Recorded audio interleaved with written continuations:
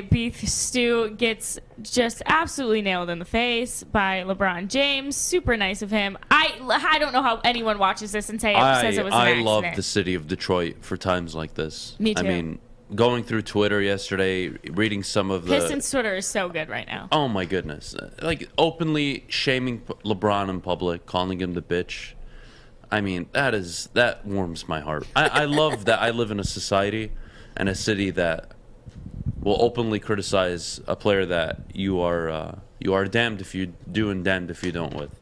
Like, God bless the city. LeBron is a bitch. I'm so proud of Pistons Twitter the last 72 hours. It's been great to watch. It's been fun. I mean, I couldn't be more happy. Especially when these results came out. Yeah, in the punishment. I thought they got it wrong, but that's definitely. Let's tell everyone what it is first. Jeff, do you want to do it? So LeBron James, we all know, 1 game suspension without pay, lost $284,000 in total, Yep. and Isaiah Stewart, 2 games without pay, which is probably going to total close to $1 million. It doesn't make sense, and that's kind of the thing we were talking about with the league and the inconsistency. Because let's just look at J.R. Smith. We all know and love J.R. Smith, right? Okay, look at what he did in the playoffs back in 2015 versus the Boston Celtics with LeBron on his team. Smacked Jay Crowder across the face. Similarly to what LeBron did to Isaiah Stewart, he was suspended 2 playoff games.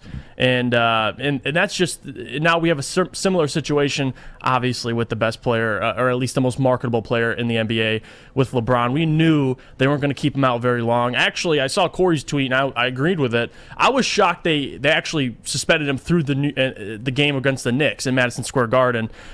He is their prima donna, and he was able to get 1 game, which is absolutely ridiculous. Why would you suspend a man more games for I get the response, and don't get me wrong, the 2 games, I'm not going to argue too much on this Isaiah Stewart, but it's more so, why did LeBron get 1 game for almost enticing a fist fight almost? Like, if I get smacked across the face, doesn't matter who it is, they're going to at least respond in a violent way. I don't know about Isaiah Stewart, the guy walking away and constantly running back to have smoke with LeBron, but the fact of the matter is he started it. So why are you giving him 1 game compared to Isaiah Stewart's 2 games? I don't understand. And it must be because he didn't leave the court in a timely manner, but that's a fine. I mean, that's you're getting a guy more games for reacting to what happened to him. It's actually kind of despicable, and it's kind of laughable considering the fact what the league's done in the past. But I mean, are we surprised, Adam? Are you actually surprised? Like, this is how the league treats LeBron. I mean, we understand he's a first-time offender. But I get it. But the fact of the matter, why? Look at the consistency in the history. I guess there's no consistency. It's the NBA. All right. True. They freak out when their players openly criticize, or their GMs openly criticize China. And then they have a whole different narrative on other stuff, which we don't need to get into this morning. But the NBA is nothing but consistent at all. So, of course, they were going to protect LeBron. They gave him a game suspension. And they gave Isaiah Stewart 2. Why? 1 and 1, I thought, was more than fair. Just punish them both equally. I think equally. Isaiah Stewart, did he lose his cool? Absolutely. Did he charge multiple times at LeBron James? Absolutely. It was great. Having said that, it did not warrant more games than LeBron. That was not only an elbow, it was a closed fist reaction.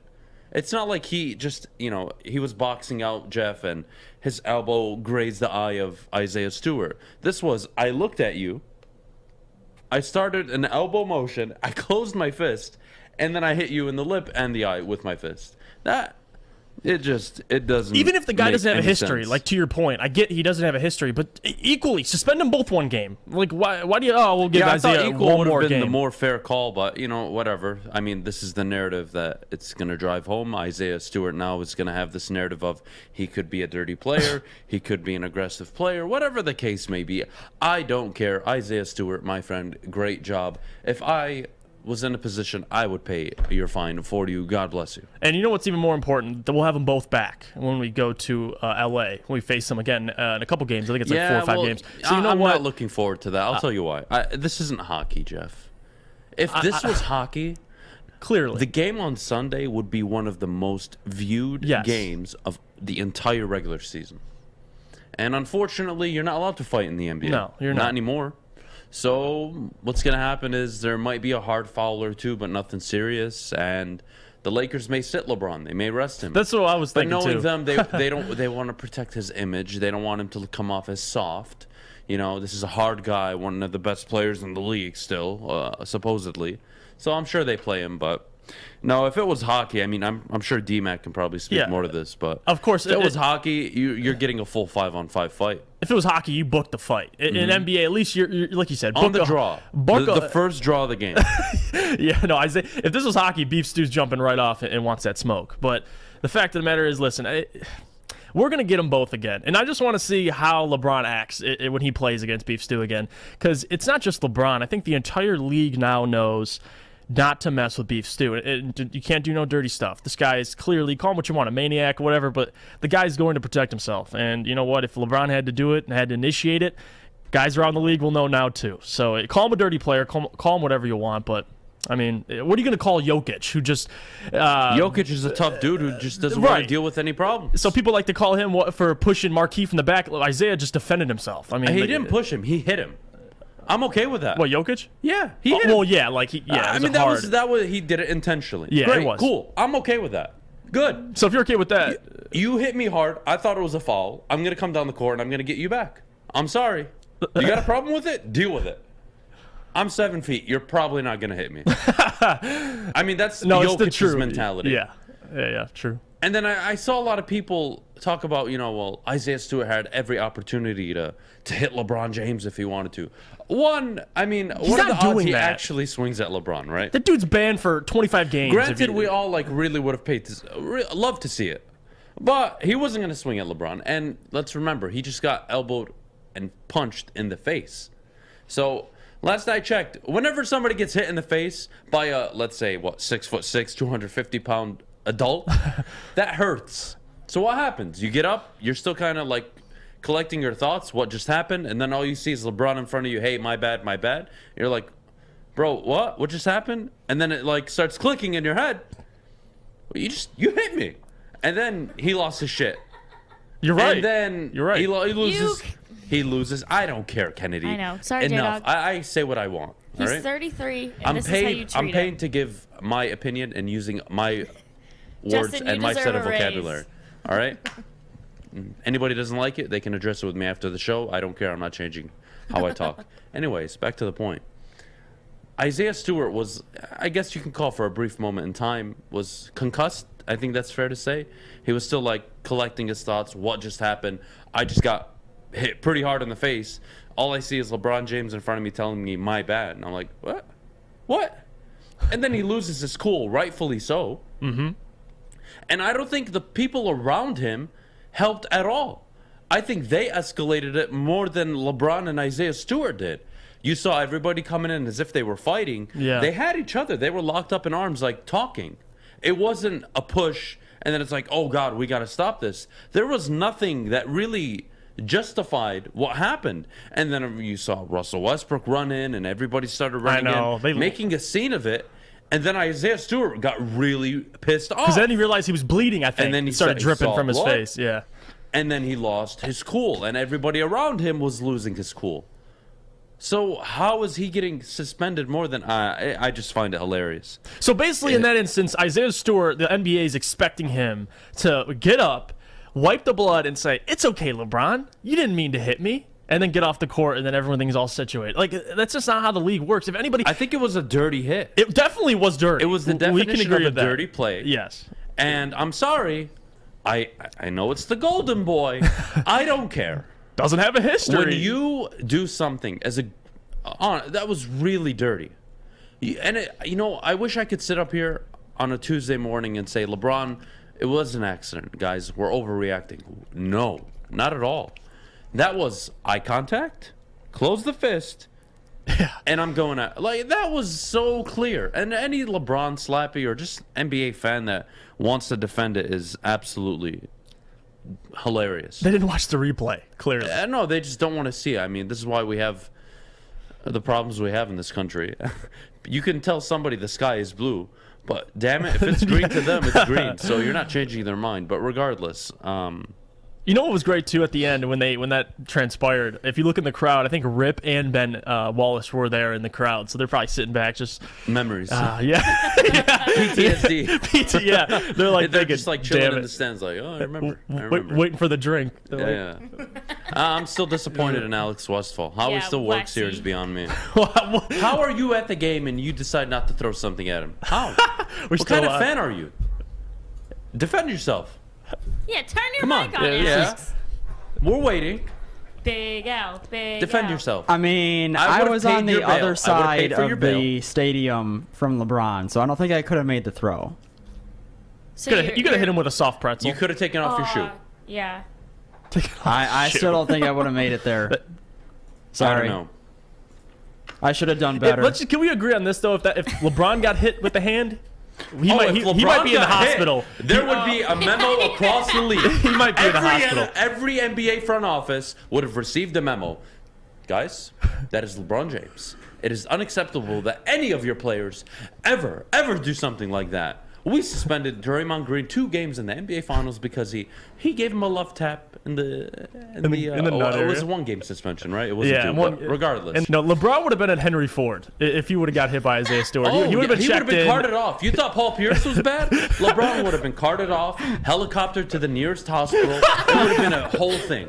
But we got to go to break. All right, everyone, welcome back to the Morning Woodward Show here on the Woodward Sports Network. Thank you so much for joining us today on a beautiful Thursday morning. We are now joined by the president of the Motor City Cruise himself, Rob Murphy. Rob, thank you so much for joining the show. How are you doing today? I'm pretty good. Thanks for having me, guys. I'm happy to be here.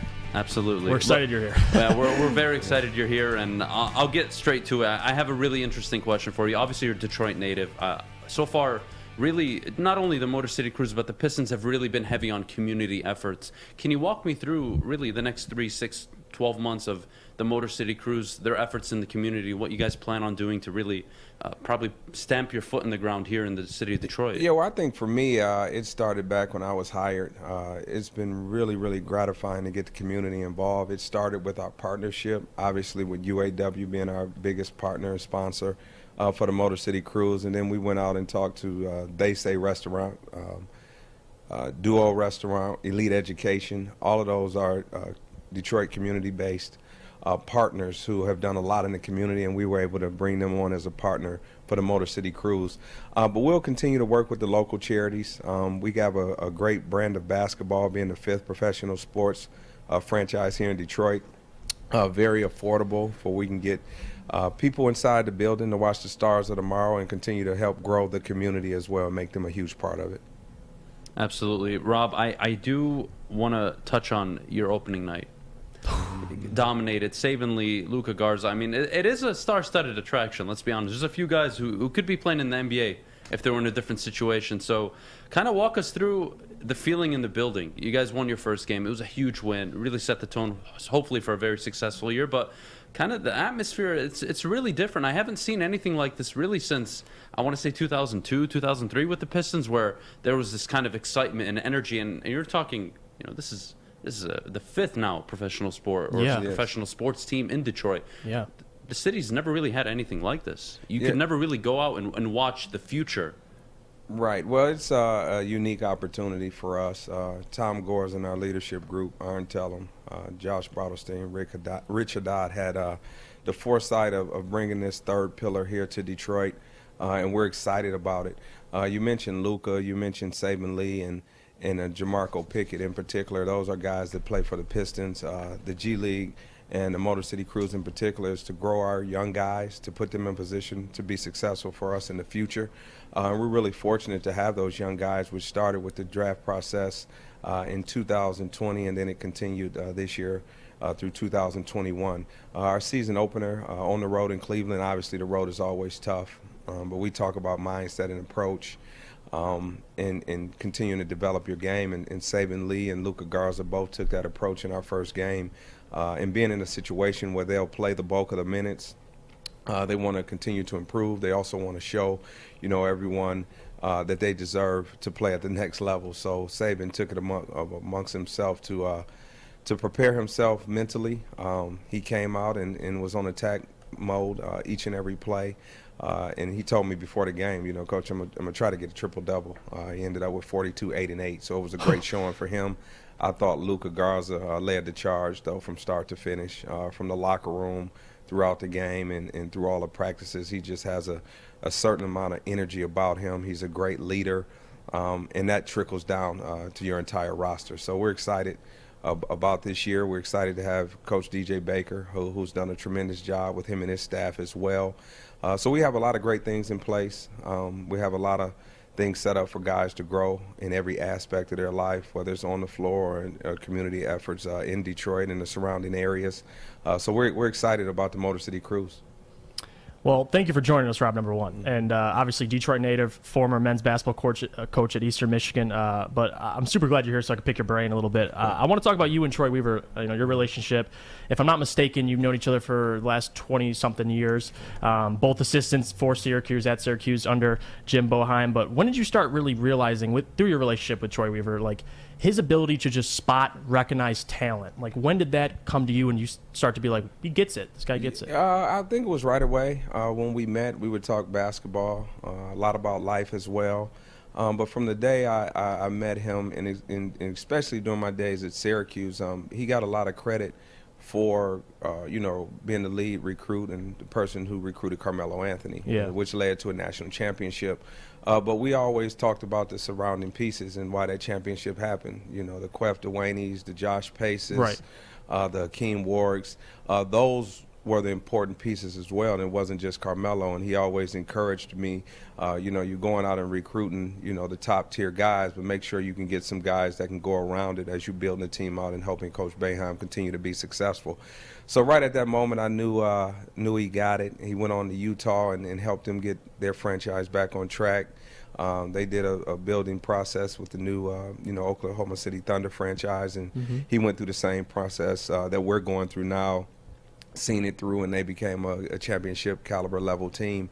But you talk about the Durants and the Westbrooks, but you still have to remember the players in between, the Steven Adams, the Andre Robersons, and guys of that nature who help you continue to win games throughout an NBA season and in the playoff run, trying to get to a championship. So he gets it in all aspects, and really fortunate we met, and really fortunate he took a liking to me and wanted to mentor me and saw something in me, and we've been pretty good friends and like brothers ever since. Awesome. That's well, awesome. Rob, tonight is the big night. Season opener. Well, I should say season home opener. Yes. Yep. At the new facility downtown at Wayne State's campus. Sada Baby will be performing at halftime. And I'll be honest, social media is very deceiving. Obviously, we can show what you want, but my goodness, the facility looks top-notch. It has to be the best facility in the country in terms of all the G League teams. Yes, for sure. I mean, we're really, really fortunate to have a partnership with Wayne State, President Wilson, and their athletic director, Rob. We were able to, have this partnership and to be able to play in this $30+ million arena. I think believe it will be the best in the G League. We're opening tonight. We're extremely excited about it. I think it'll be close to being a sellout, but it has all the bells and whistles. The lights outside, the two baskets representing the Cruise and Wayne State with a basketball court out. So when you walk up, that display is amazing. When you walk in, not to give too much away, but it's really a lot of bright lights and a lot of bells and whistles as you walk into the entryway, and then. The court, and that's something I'm excited about. I talk about our court sponsors, and we talked about it earlier, from UAW to They Say, with Terry Payne, duo with Will Smith, and then Elite Education with Maurice Evans, and obviously Henry Ford Health System is the lifeline who helped build our practice facility as well. So excited about the partners. Excited about the locker room and how it's all come together. Our VP, LaRonda Burley, has done an unbelievable job, and the entire Motor City Cruise staff has worked countless number of hours over the past 6 months to really bring this together, and I can't thank them enough. All right, Rob, one more question before we let you skate out of here. We know how busy you are. You guys open up home opener tonight against the Wisconsin Herd. Back-to-back games, actually, I believe, today and tomorrow. 7 o'clock tip-off time. Expectations really, for the future, and not in terms of maybe the win-loss results, but just, development. What are you guys looking for in terms of how you can contribute, not just short-term success in the G League, but long-term? How are we going to send guys to the league and help really have them open up and see their future opportunities and have them fulfill their dreams of becoming NBA players? Well, you have to just, encourage them to continue to work hard and continue to use this avenue to develop. The G League is in place, and in particular the Motor City Cruise for us, as I mentioned earlier, is to continue to develop, our young guys. This is a unique opportunity because we're in one building, which is our performance center, and we're playing up the street, so it kind of makes it easier for guys to work within our system and understand the symmetry and chemistry between both teams. I think Coach Casey and Coach Baker, with their continued communication, myself and Troy Weaver continuing to communicate and how we want to continue to, whether it's tweak the roster, change the roster, and bring young guys in. I think we have a great situation for us to develop. And again, we can't thank, Tom Gores and our leadership team, Aaron Tellum, Josh Bartlestein, Mike Zavosky, and everybody for putting this unique opportunity in place. We're excited about it. We're looking forward to a sellout. We're looking forward to Sada Baby performing tonight. And then I'm just thankful to be in the position, being from the Motor City, being from Detroit, born and raised here all my life. This is a great and unique opportunity for myself as well. So I'm extremely thankful. And I'm looking forward to a great night tonight and ultimately a great season, and everybody continues to improve and get better. Well, thank you, Rob. We're really grateful for your type of leadership and really the leadership and community development that's been going on, I want to say, the last 14, 18 months with everything that's been happening in Detroit, with the Pistons, with the Motor City Cruise. So thank you so much and all of your efforts. I do want to ask you one more thing, if you don't mind. Yeah, sure. Regarding philosophy, in terms of, how the G League team translates to the NBA team. So the Pistons, Dwayne Casey has his model of coaching. Is that something that is mimicked or, really pushed for at the G League level? Like, hey, guys, this is the way we play up at the pros level. We really want to emulate this at the bottom level so these guys can come up maybe a little easier, or is it strictly player development in the standpoint of fundamentals, getting the most out of them that they are? Is it a balance, or is it strictly, this is how I coach, this is how you need to play, this is how we develop our players? No, we mimic the parent team for sure. DJ Baker, our head coach, has been with Coach Casey over the past 6 seasons. The whole idea was hiring him. I mean, very qualified coach, great communicator, great teacher, but we wanted the symmetry, the synergy and the tech terminology to be the same from the parent team to the Motor City Cruise. So we have that in place. I teased Coach Baker during training camp. I said, it doesn't look any different. When I'm watching the Motor City Cruise practice, it looks like I'm watching the Pistons practice, which is a good thing. Yeah. And then we have a great, individual instruction and player development plan in place for our guys to continue to develop. And it's all about, progress within the games. Sometimes you don't win on the scoreboard, but you take those baby steps. And as long as we continue to see progress through each and every practice and through each and every game, we say that we're doing a great job. Last night we had a big win, obviously, on the road. Cade continues to get better. But I think our overall team is continuing to gel together. And you may not see it in the win and loss column, but we're continuing to get better. And it was exciting to see us get that victory last night on the road. And it's a big week for us, talking Pistons now. But then we want to continue that, same type of theme here tonight for opening night. So we're excited about it, guys, and really excited. All right, well, Rob, thank you so much for joining us this morning. We really, really loved having you on. Would love to have you on anytime soon whenever you're available. Of course. Thank you so much, everyone. The Motor City Cruise open up tonight against the Wisconsin Herd, 7 p.m. down at Wayne State. Oh, my goodness. That facility is phenomenal. They play tonight and tomorrow. Get your tickets if you haven't already. Again, Rob Murphy, president of the Motor City Cruise, thank you so much for joining us this morning. MSU is preparing a historic $95 million 10-year contract extension for Mel Tucker to remain with the Spartans. They do not want to let this guy go. Jeff, give me your thoughts on this extension. Yeah, rightfully so. And this obviously comes, they've been trying to get this done along with the LSU rumors of him going to LSU, and LSU really looking for their head coach. Tucker went from being the fourth highest paid Big Ten coach, 13th nationally. Now he moves to only behind Nick Saban, and he's the highest paid Big Ten coach in front of now James Franklin, which we talk about how much of a goofball James Franklin is. I'm happy for Mel Tucker, though. This is a big, big win for Michigan State. And similarly to yesterday when we talked about how big of a win it was for Michigan to extend Juwan Howard, like, this deal had to get done. And now they got him for, 10 years, long-term deal. And you've seen what he's done in 2 years, beat Michigan twice, 2-0, and now 1 loss on the season. Deservingly so. And just moving on to, if we look at this in a big picture sense, among other head coaches, we can compare this to other coaches in the NBA. I think Greg Popovich is making 11. Mike Tomlin in the NFL is making 8. His contract's amongst the highest paid in general, not just college sports, all sports in general. So happy for Mel Tucker and Michigan State. Like, this is big for them because now you lock up a guy who, leaving Colorado, people are assuming, and we talked about this weeks ago, what are the chances he leaves to LSU?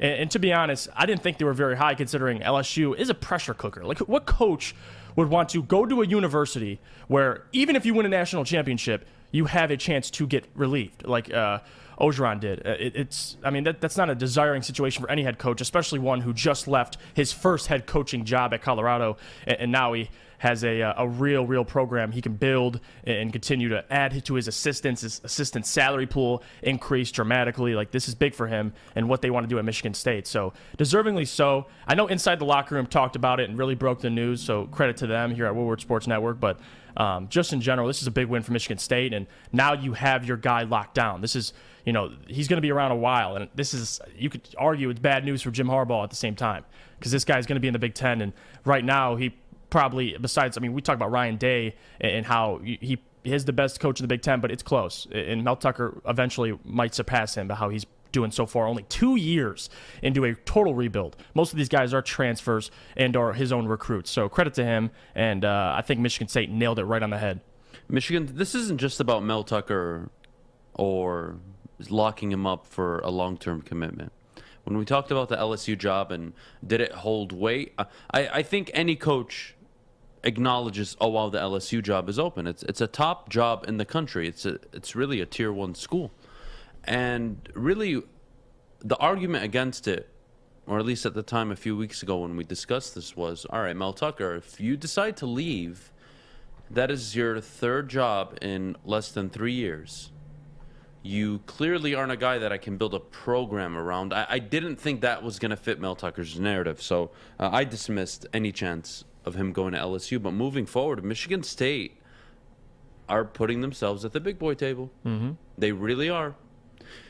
Mel Tucker has done, we can all agree, a phenomenal job of turning around a Michigan State program that a few years ago couldn't win 2, 3, 4 games, and now they're sitting pretty at 9-1, started the season 7-0. That's a big ask. That is very telling, if you ask me, at least. They're trying to be a Michigan. They're trying to be an Ohio State. They're trying to be Clemson, Bama, LSU, USC, Oklahoma. They're trying to become a top program in the country. And that's not a knock on Michigan State. There's only a handful of them. And it's very difficult to become one of those upper echelon programs. And you can ask me, well, Adam, how do you consider Michigan a powerhouse brand? But they have had 0 success on the field realistically since 1997. Well, their fan base is one of, if not the largest in the country. They are worldwide. They're known worldwide. It's a brand that you can't argue with. And that's where Michigan State is right now. We're never going to be Michigan if we continue to go along about our business in this fashion. And of course, the 2 big boosters at Michigan State sit down with the board and they make a commitment. We want to take our program to the next level. How do we do that?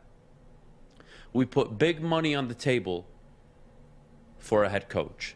We show not only the kids and the future prospects and kids that are going to come into the program years from now. No. We're not just showing them our intent. We're showing other coaches, other programs, hey, this isn't just going to be the Michigan State that can upset you every other year, every 2, 3, 4 years. This isn't the Michigan State that'll win 2 Big Ten championships over a 12, 14, 15-year period. No. We plan on being the Michigan State that is in the Big Ten title game 3 out of every 6-7 years. We plan on being relevant every year. We plan on winning it some years. We plan on coming up short other years. But we're going to be in the conversation like Georgia has been, like Alabama has been for such a long time. Because, on the field success, Michigan State have had much more than Michigan.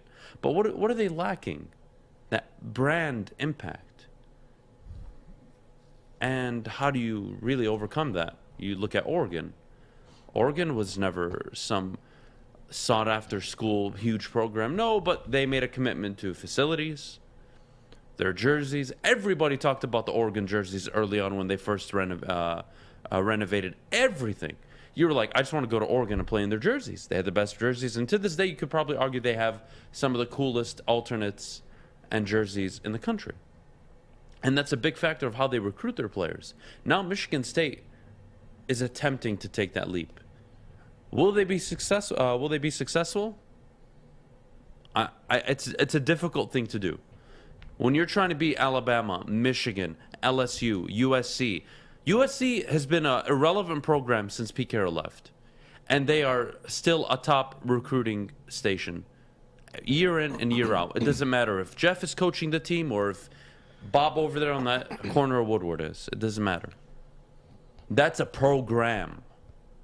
Miami has been irrelevant since the 90s, late 90s, early 2000s.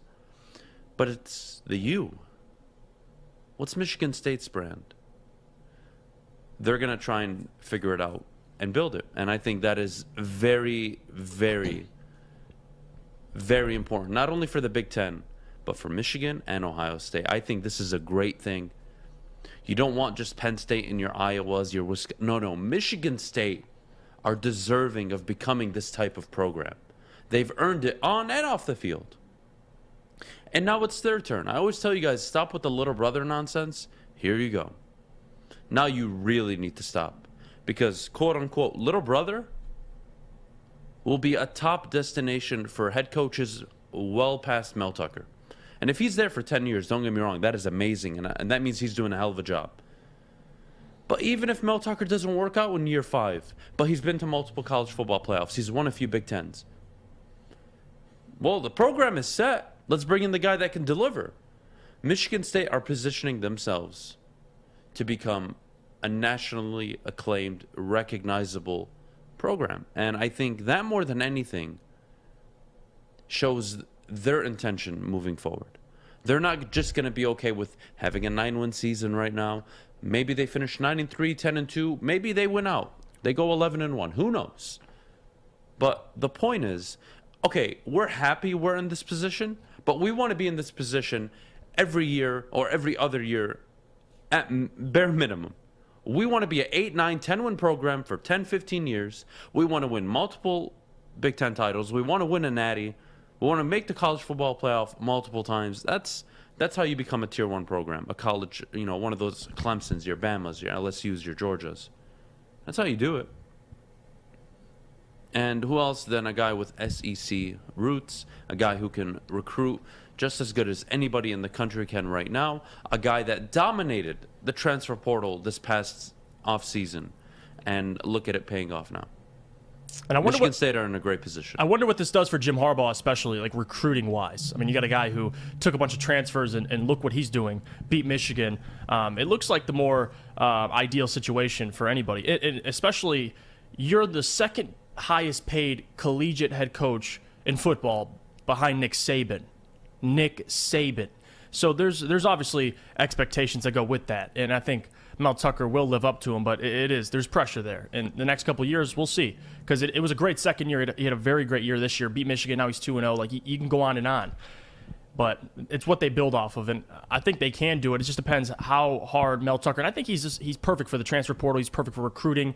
I mean, that's a guy you want to go play for. So in all those aspects, he'll be fine. But it's interesting. Second most highest paid well, Mel coach Tucker, again, behind Nick Saban. I don't think the expectations are overwhelming. But what are expectations? He came in. He understood it was a rebuild. Yeah, we all did. And he has over-delivered in year 2. And again, this isn't a Michigan fan base. We're talking about Michigan State. who have recently won a Big Ten championship, who have made a college football playoff appearance. The results speak for themselves. This isn't just a result-based move. This isn't we want to be winning only 9, 10, 11 games every... No. That is part of it.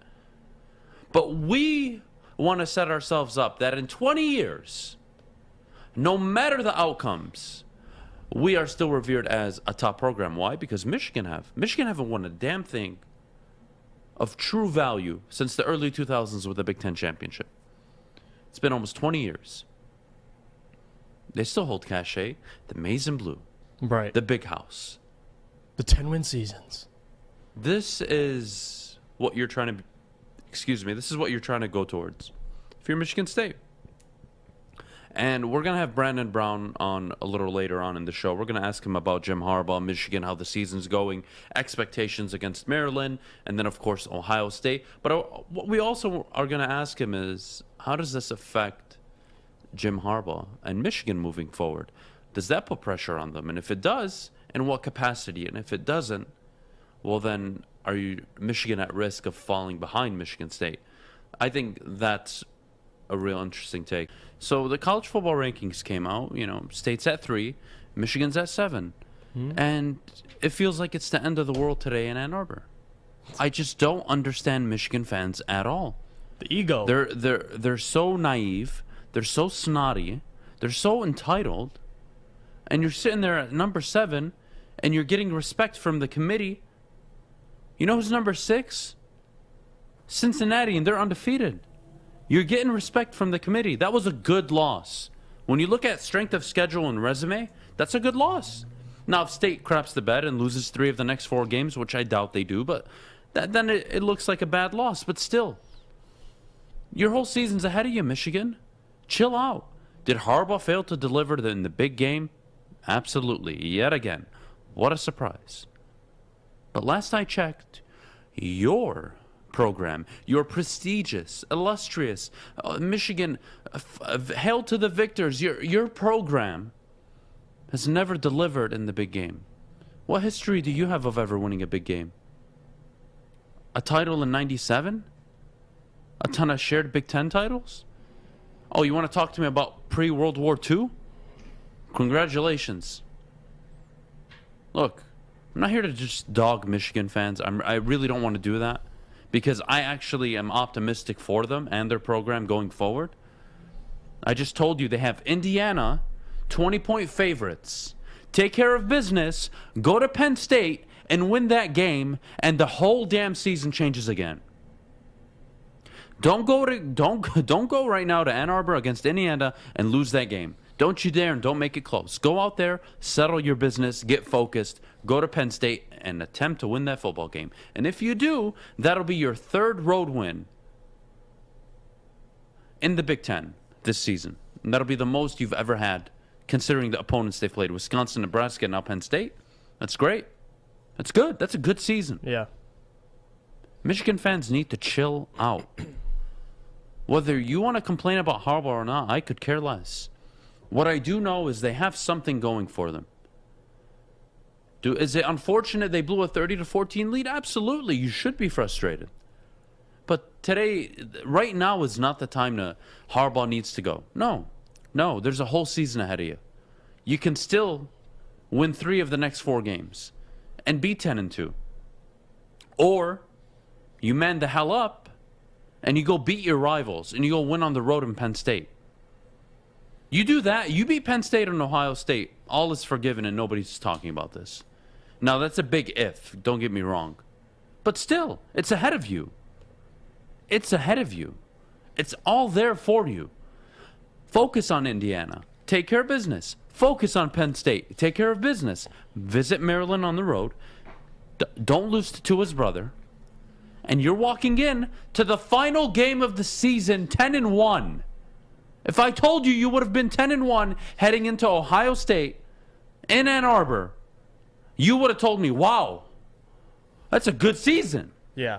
But because you can't accept that you lost to quote-unquote little brother? Hell no, they're not little brother. They've never been little brother, especially recently. They've won 10 of the last 14 meetings against you guys. They've won Big Ten championships in those 14 years. They've won and made a college football playoff appearance. What the hell have you done? Stop. Just stop. I know there's psychotic fans in every fan base, but this is too much. You guys remind me of the Detroit Lions fan base way too much, and that's not a good thing. Stop it. You're entitled to nothing. But what you're entitled to now is going on the road and beating Indiana. Excuse me, it's at home. Go beat Indiana. Go beat Penn State. Go beat Maryland, and then talk to me. Don't sit here and lose one of the next 3 games. Don't you dare. Because you got something. The defense is nice. I know it looked bad at the end, but it's nice. There's pieces. It's a great pass rush. The secondary leaky, obviously. The run defense, not the best, but hey, you got pieces. You want me to compliment Cade? I will. He played a hell of a ball game. If he continues on that way, you're going to look good. You're going to win 3-4 games, potentially. Don't sit here and cry because you lost to Michigan State and you can't accept it. They've dominated you for the last 14 years. If anything, State should have walked away from the game upset if they would have lost. Because they had dominated recently. But you both came in unranked to the season. Shut the hell up and be very thankful that in the first college football playoff ranking poll, or the show that came out yesterday night, you were ranked 7th and you have a problem with it? You want Harbaugh fired?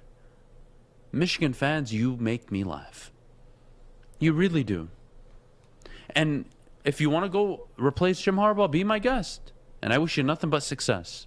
And absolutely, Harbaugh has failed in his time in Michigan because he hasn't delivered against the teams that, well, let's be honest, prior to him, you weren't beating them anyways. But you know what? State can beat Ohio State. Why is that? Purdue can. Wisconsin. Why are all these teams able to beat Ohio State? You can't. You go and beat Ohio State this year, the whole 7-year tenure of Jim Harbaugh is looked at in a different manner. He finally beat them. They went 11-1. They just lost to a better State team who went 12-0 or 11-1, and they lost on head-to-head. Guys, it's all ahead of you. Relax. You want to cry? Cry if you lose to Indiana. Cry if you lose to Penn State. Don't cry for losing to an undefeated Michigan State team that deserve all the praise in the world. I'm not for it. Sorry. Yeah, well, the Jim Harbaugh thing is an interesting question because we talk about it all the time. It's if you fire Jim Harbaugh, good luck and wish you well. Who do you bring in after Jim Harbaugh? And looking at the situation, like they given up 29 points to Nebraska. That is the highest point total they've given up all season until Michigan State. They gave up 37. So it's not the end of the world. Like you said, 20-point favorite against Indiana. They're going to beat Indiana. I think they'll beat Penn State, Maryland. The big game is Ohio State. That's where all these Michigan fans should be focused on. I mean, that's where the focus should be, to end the season 10-1, to possibly. I mean, well, who knows if you'll win a big game, if you'll win a bowl game, or we'll talk about that at a later time because Jim Harbaugh has a whole lot of issues with, especially winning those games. But more importantly, the focus should be right now. It's who you have next week because Michigan State. I don't even know if any of these teams can beat Ohio State. So what the game? Most Michigan fans, and I'm sure State fans feel the same way. The game that was last weekend was honestly the what do you call it? The end all, the know all of the season for both these fan bases. You saw what State fans were doing, flipping over cars, smashing in windshields. Michigan fans are pulling their hair out. Like the season's not over, and Michigan can still go on and have a successful season. Last I checked, there's 4 games on the schedule. Right, and if they beat, let's theoretically they beat Ohio State. Who? Season's Michigan. Let's say they go beat Ohio State. It's a close game. They end with a win. Season's, I mean, it's not over. You beat Ohio State. You gave yourself a chance. And you lost to a Michigan State team that was undefeated just like you. And you were in the lead. You had 30-14. You were in the lead. You can at least take something from that game. Guys, the SEC, Alabama's getting in with 1 loss. And if they go and they lose in the title game, they'll probably still get in. Cincinnati's not getting in. They can win all their games. Oklahoma's not getting in. They can win all their games. They're not impressive. They're just not.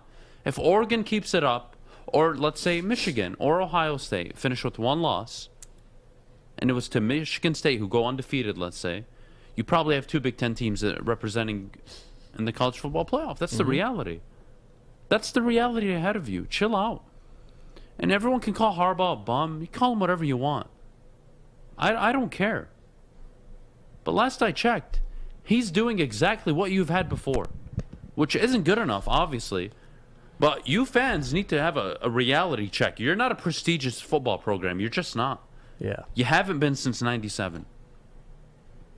You threw away all the good years in the early 2000s, and you've been kind of rebuilding since. Harbaugh actually came here and gave you that notoriety, that respectability. He brought that here. He's failed to deliver on what he promised. Absolutely, I cannot argue that. But chill the hell out. Go beat Indiana, go take care of Penn State, and go take care of Maryland. And then talk to me in 3 weeks, and you'll be 10-1 heading into Ann Arbor against Ohio State. That's a hell of a season. Yep. What coach is walking in day one and you're going to bring you that season? Or even in the next couple of years, beat Ohio State, beat Michigan State. I don't get that narrative. Like, you fire Jim Harbaugh, that's the first step. I don't care. That's the first step. Bring in Fickle, bring in Jesus. I don't care who you bring in. The point is, you were never this prestigious program to begin with where you should be entitled to beat Michigan State. We should be beating. No, the hell you shouldn't. They've been kicking your ass since the mid-'90s. Fickle ain't going to beat them. State's been dominating you since you called them little brother. Stop. State's had Urban Meyer. Ohio State's had Urban Meyer. Yeah. State's had Mark D'Antonio. Stop. You're not you're not better. Just chill out. You want to win a Big Ten? Start there. Cool. You win out. You give yourself an opportunity to play in Indianapolis. Control what you can control, Michigan, and stop trying to get the coach fired mid-season. We have a very special guest with us, Connor Orr, staff writer for Sports Illustrated. We went through one of his articles yesterday on the show, had the Lions ranked at 18. So generous of him. Thank you for looking past the win column, but I know that Jeff and Adam have a lot of questions for you regarding that. So welcome, Connor. Thanks so much for joining us. Yeah, thanks for having me. I appreciate it. Hey, Connor, thanks for joining us today, man. I just want you to start off, like, dude, what do you see in an 0-17 that makes you, like, grade them 18th? Now, is it simply their head coach? Is it how they're outperforming maybe expectations? Is it the quarterback? I don't think it's the quarterback. Kind of walk me through first your grading process for this ranking. How did you come about this, and how did the Lions fall so gracefully to 18? Well, I just think, part of this, obviously, you try to bring a sense of humor to the power rankings. We do these a lot, and I think that they generate a lot of discussion and a lot of fighting. But the reality of the situation is this. I've been covering the league now for 13 years, and I've never seen a coach quite like Dan Campbell. I've never seen a coach willing to call out his quarterback. I've never seen a coach wear his emotions on his sleeve quite like that. And I think that even if you're not winning, especially if you're not supposed to be winning, right? This is not a good roster. I think that there's something really healthy from an organizational standpoint at having a guy just come out and say what Dan Campbell has been saying on a regular basis. And, Detroit used to be one of those cities that nobody wanted to go to, nobody wanted to play at. And I think that that's changing, and we'll see that for sure during free agency this coming year. But I think he's putting them in a healthier place, and certainly I'd rather be a rookie on the Lions right now than maybe the Bears, or another team that maybe the record is slightly better, but that ship is sinking and not kind of getting up to port. No, it's really well said. And I'm going to ask you something. Thank you for joining us, Connor, by the way. It's awesome to meet you. I want to ask you about Jared Goff, because we talked about Dan Campbell and how you did mention he did call out Jared Goff multiple times. But with the Lions being winless, a lot of the blame seems to be falling on Jared Goff's shoulders, partially because of his turnovers and also his inability to really make the correct reads. But what do you make of his play so far, 7 games into the season, and possibly your thoughts on his future in Detroit? Well, I don't know what we expected going in. I think he was always supposed to be a bridge to whatever made sense in the future. And if you look at Jared, his best seasons have always been in that situation with Sean McVay where, and I know it's platitude to say this, but, a guy who gets a lot of stuff diagnosed for him, in the headset before the snap. The Patriots took advantage of that in the Super Bowl. It's one of the reasons they lost that game. But, he's always kind of been this quarterback. And I'm not saying there's not room to grow. There's certainly arm talent there, but I don't know what else we kind of expected out of him. I mean, I kind of expected a middle-of-the-road quarterback this year. He has a middle-of-the-road talent set. He has an okay offensive line, but and a pretty good play caller. But, I don't really know what else we would have expected. As the Lions can say what they want about the situation moving forward, and maybe they hoped that Anthony Lynn could unlock something there. But I think the reality of the situation is they were always comfortable with the idea that, he was kind of going to hold the fort down until they could find the real solution. Well, I think, Connor, what strikes me most is this franchise was set back at minimum 5 years after the last draft of Quintricia. Obviously, they took Jeff Okudah, number 3 overall. He's been available 10 out of the possible, 34, 33 games. I mean, at this point, he is a bust. They're not going to recover from it. They do need time. But unfortunately, I disagree. And maybe my Twitter feed is just a bunch of slappy Lions fans. I don't know. But people genuinely believe that because Jared Goff walked into the situation with a history of playoff wins, with a history of a Super Bowl appearance, that would simply translate. And I don't believe that was ever the case. And I think me and you are on the same page. But I want to ask you about Dan Campbell. And I will be very, very straightforward with you on this. I've never seen a coach like him either. But I don't know how comforting that is for me. Is he a cavalier? Are the Lions an organization that is even allowed or should be considering trying to do something pioneer-esque, where they bring in, let's say, the next Bill Parcells potentially? Like, are they even capable of this? And I know you've been covering the league for a while, but kind of walk me through the Lions rebuild scenario, and then you compare it to a San Francisco when Kyle Shanahan took over. Matt Rule, to an extent, in Carolina right now. I understand they've lost 4 straight, but still, you've seen what they've done in the draft. Los Angeles, out in LA, the Chargers.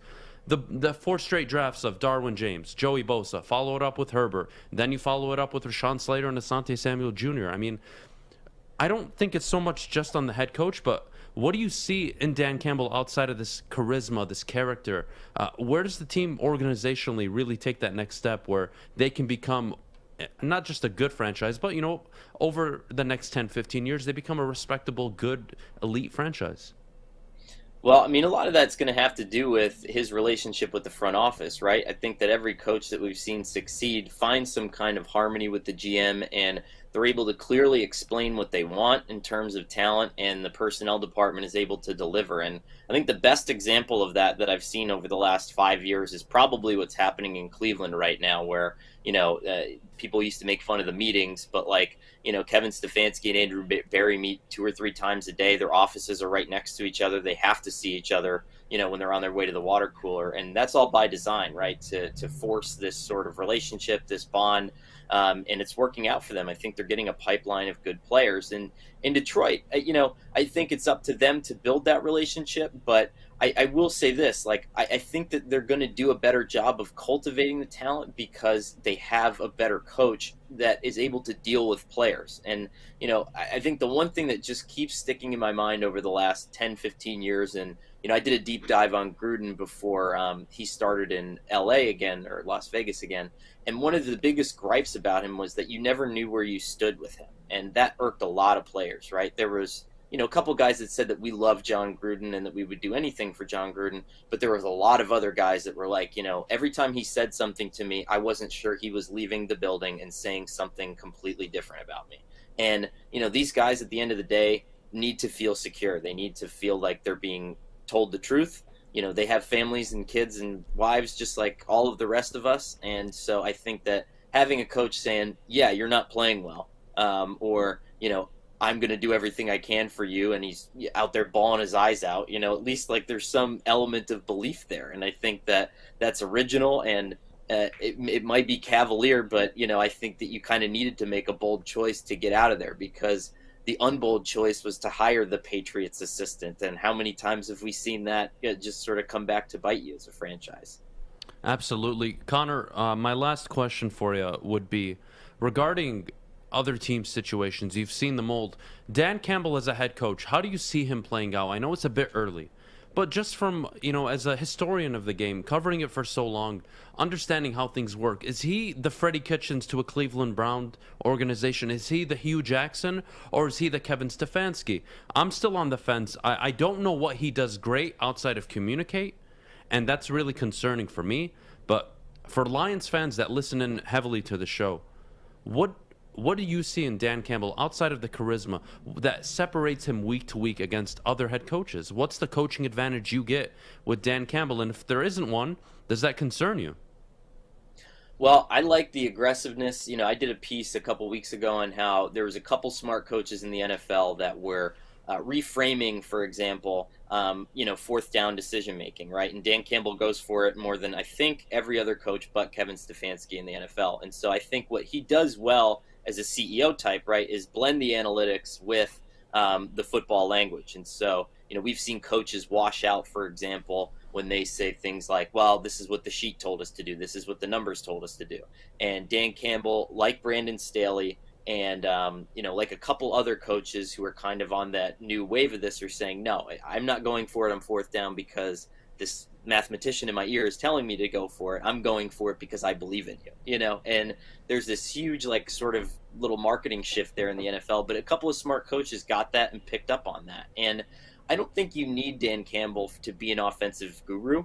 I don't think you want him to be an offensive guru. I think that he hired some pretty good assistants. Anthony Lynn has a great track record, for example. Him identifying Anthony Lynn gives me confidence, right? Because you look back at the rise of Justin Herbert, and, you could place that sort of his rise on whoever's shoulders you want. But the fact of the matter is, in talking to plenty of people who know this, Anthony Lynn got him ready to play on no reps when Tyrod Taylor got hurt, and that guy won Rookie of the Year. And so I think that he delegates well. He picks coaches well.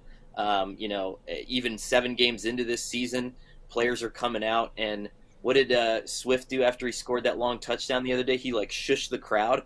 And you're facing the best team in the NFL. The confidence that you have on your players is pretty incredible. So I think that all kind of leads me to believe that I think he's going to be okay. And you say, is he Freddie Kitchens?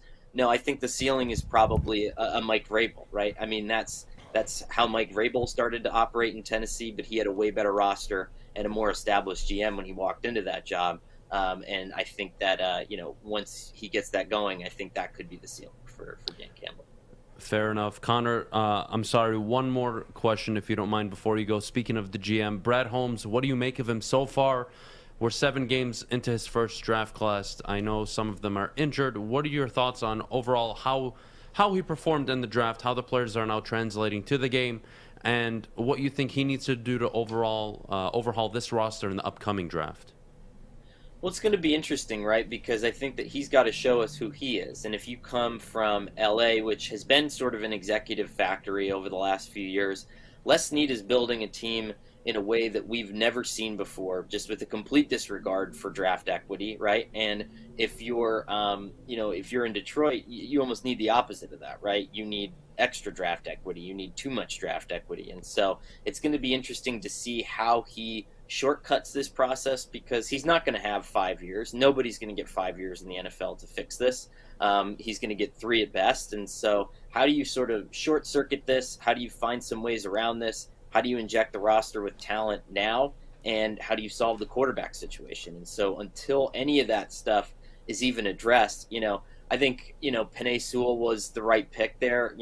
As good as Jamar Chase was, I was pounding the table for him. I thought he was a better prospect. It kind of looks silly now, obviously. But, I think that was the right thing to do for that team in the moment, because now if you draft a quarterback next year, I think you're better prepared. But so I think he's doing a good job. I think it's just a matter of, we don't really know who he is yet. And so it'll be interesting to kind of see what he does once his back is up against the wall a little bit.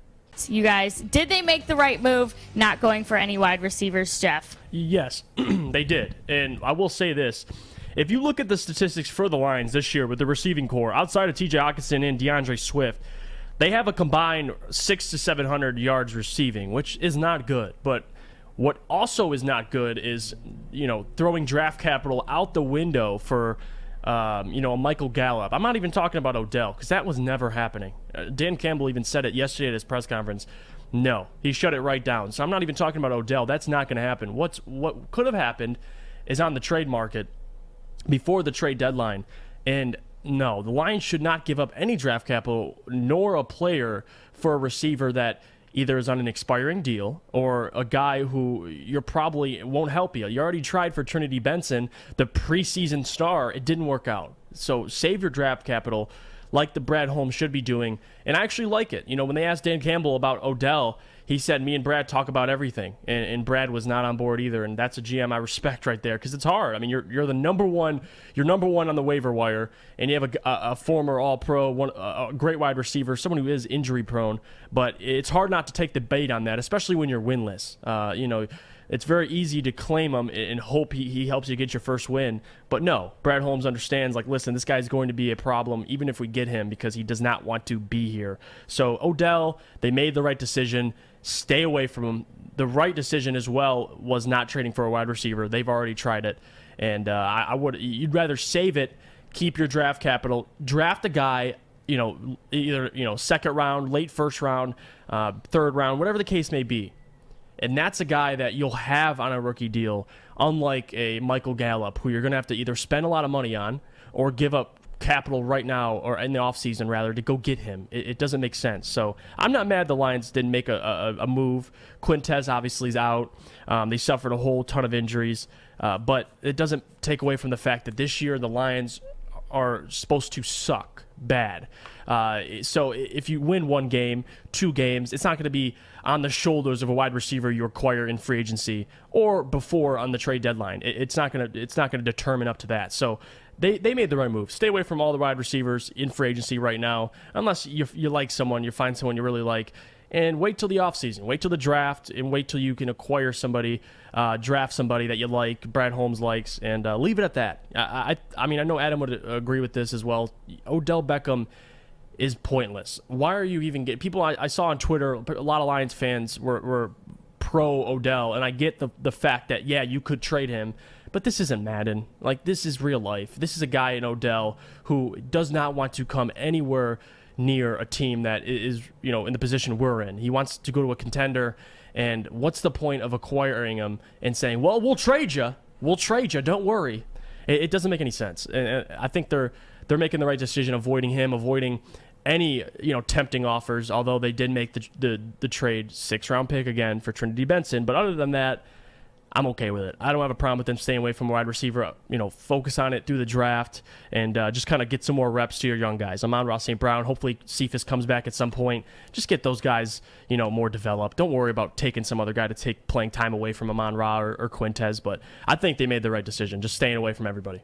Yeah, they had no business being in the Odell Beckham conversation. All of Lions Twitter and all these delusional fans saying, we're gonna get Odell Beckham. We have the first shot at him. Shut up. Yeah, you were never gonna do it. 1, for salary cap purposes. 2, why bring him here? Why get a 1-year rent? Not even a 1-year rental. Why get half a season rental when you're 0-8? You're in a clear rebuild. Odell Beckham does nothing but take targets away from Amon-Ra St. Brown and Khalif Raymond. Now, granted, Khalif Raymond is not a rookie, but the point is, you want Amon-Ra St. Brown really getting as many targets and as many reps as he can this year, because it's a rebuild year. You have no chance at winning 7, 8, 9, 10 football games, let alone anything more than that. That's your reality. You're going to be like this for the rest of the year. You're not going to be good. And then next year, you're going to get a little better. And hopefully next year, you're winning 5, 6, maybe even 7 games. I doubt it, but minimum 5. And then the year after that, it better be 9 or 10. Improvement, right? Yep. But Odell Beckham does nothing. And you would have never, ever, ever, ever considered re-upping him, even if you claimed him off waivers, or even if he cleared waivers and you went and signed him to a league minimum. It didn't matter. Odell Beckham in his last 13 games, and that's over a 2-year span because he's always been hurt. In his last 13 games, averages just over 3 catches a game? Just under 30 yards a game? And he has 3 touchdowns in 13 games. That's a wide receiver 1, guys. I'm sure all of Twitter really knows what the hell they're talking about. You guys keep getting your information from the right places. You were never in the Odell Beckham conversation, ever. It's stupid to even acknowledge. No, the Lions fans shouldn't be upset about the Trinity Benson or even, whatever, the Perriman deal. It doesn't matter. It was never going to change the fact that you were going to be a bad football team this year. And if you can at least just acknowledge that, we can get somewhere. Because then I can tell you, well, you have 2 first-round picks this year. You're going to be picking likely 1 and anywhere from 26 to 32. That's probably where you're going to be picking. And then you're going to have your second round pick and your 2/3, and it's going to keep building and building after that. And then the following year, what do you know? You have another 2 first-round picks, and you have a second-round pick and multiple thirds, and it just continues to pile on. You've got the capital now. You don't need to be wasting already a tight cap. Just get through next year, get Jared Goff off the books. Stafford will be off the books. You will be able to finesse your way in 2024. You'll have a huge abundance of cap space. You'll be able to go out and get marquee veterans if you needed to, if you're trying to retool, which is likely your situation, because you're going to have to draft a young quarterback. You're going to want to win on their rookie deal, which means you're going to load up with veterans in the offseason. That's what the Lions' plan is. The Seahawks did it. The Chiefs did it. The 49ers did it. The Rams did it. Everybody has done this. Yep. The formula's out there. Now it's just making sure that you hit on your draft picks. And you have a head start on a lot of these teams because you're going to be picking in the top 5 for the next 2 years. And you're going to have 2 first-round picks in each of the next 2 first-round drafts.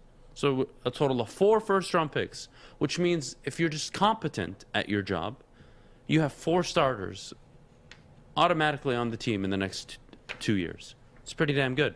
We talk about this team needing 8, 9 players. I already got you half of them in the next 2. That doesn't include free agency. That doesn't include player development on players that we have on the roster right now. And that doesn't include players you'll get from the 2nd to the 7th round. And the undrafted free agents. Who knows? Maybe you strike gold. I can't predict the future. But I'm telling you, it's not that complicated. Stop getting hung up over the wide receiver position. Jared Goff, if you gave him Marvin Harrison Jr. and Torrey Holt, he couldn't find them. So don't even bother. Relax. It's all good. Yeah. It's all good. And enjoy the suck. Team's going to suck this year. They're going to be average next year. And likely year 3, they take that step where you're like, whoa, we got a team here, but we got to load up in free agency. We got to go for it. This is the team. Let's go win the division next year. Yep. Let's have a good draft. And then year 4, you're going to compete for the division. That's how it plays out. There's no other scenario other than that. That's the only logical scenario you reach success. Not, oh, next year you turn into world beaters. No, that's not how it works. Every year we're world beaters, Adam. It depends who you ask. No. But seriously. No, it is true. And people forget this too. I mean, all the people that say are pro Odell Beckham, let's look at the facts. I mean, there is a salary cap in the NFL. A lot of people forget that. And Odell is expected to make for the second half of the season $7.25 million.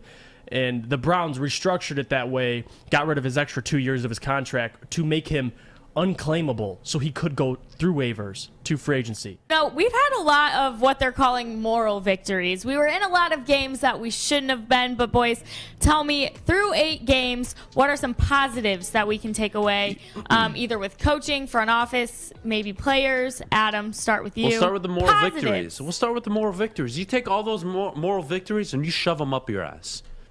Let's start there. How about that? I hate you. Moral victories. Are you serious, Kennedy? That's what they're calling it. They are stupid. Oh. Okay? Don't listen to stupid people. No to moral victories, okay? Let's start with positives. Outside of moral victories, allegedly. I think the only positives you can really take is that this team hasn't gotten blown out in every single game. That's a start. Hawkinson has emerged as a premier tight end. That's good. Deandre Swift has emerged as a premier feature running back. Now, does he need to get better hitting the holes? Sure. But I think you got to give him the opportunity. I need to see 16, 18, 20 carries a few more times this year from Deandre Swift in a given game. That way I can get a better understanding of how he translates in the future.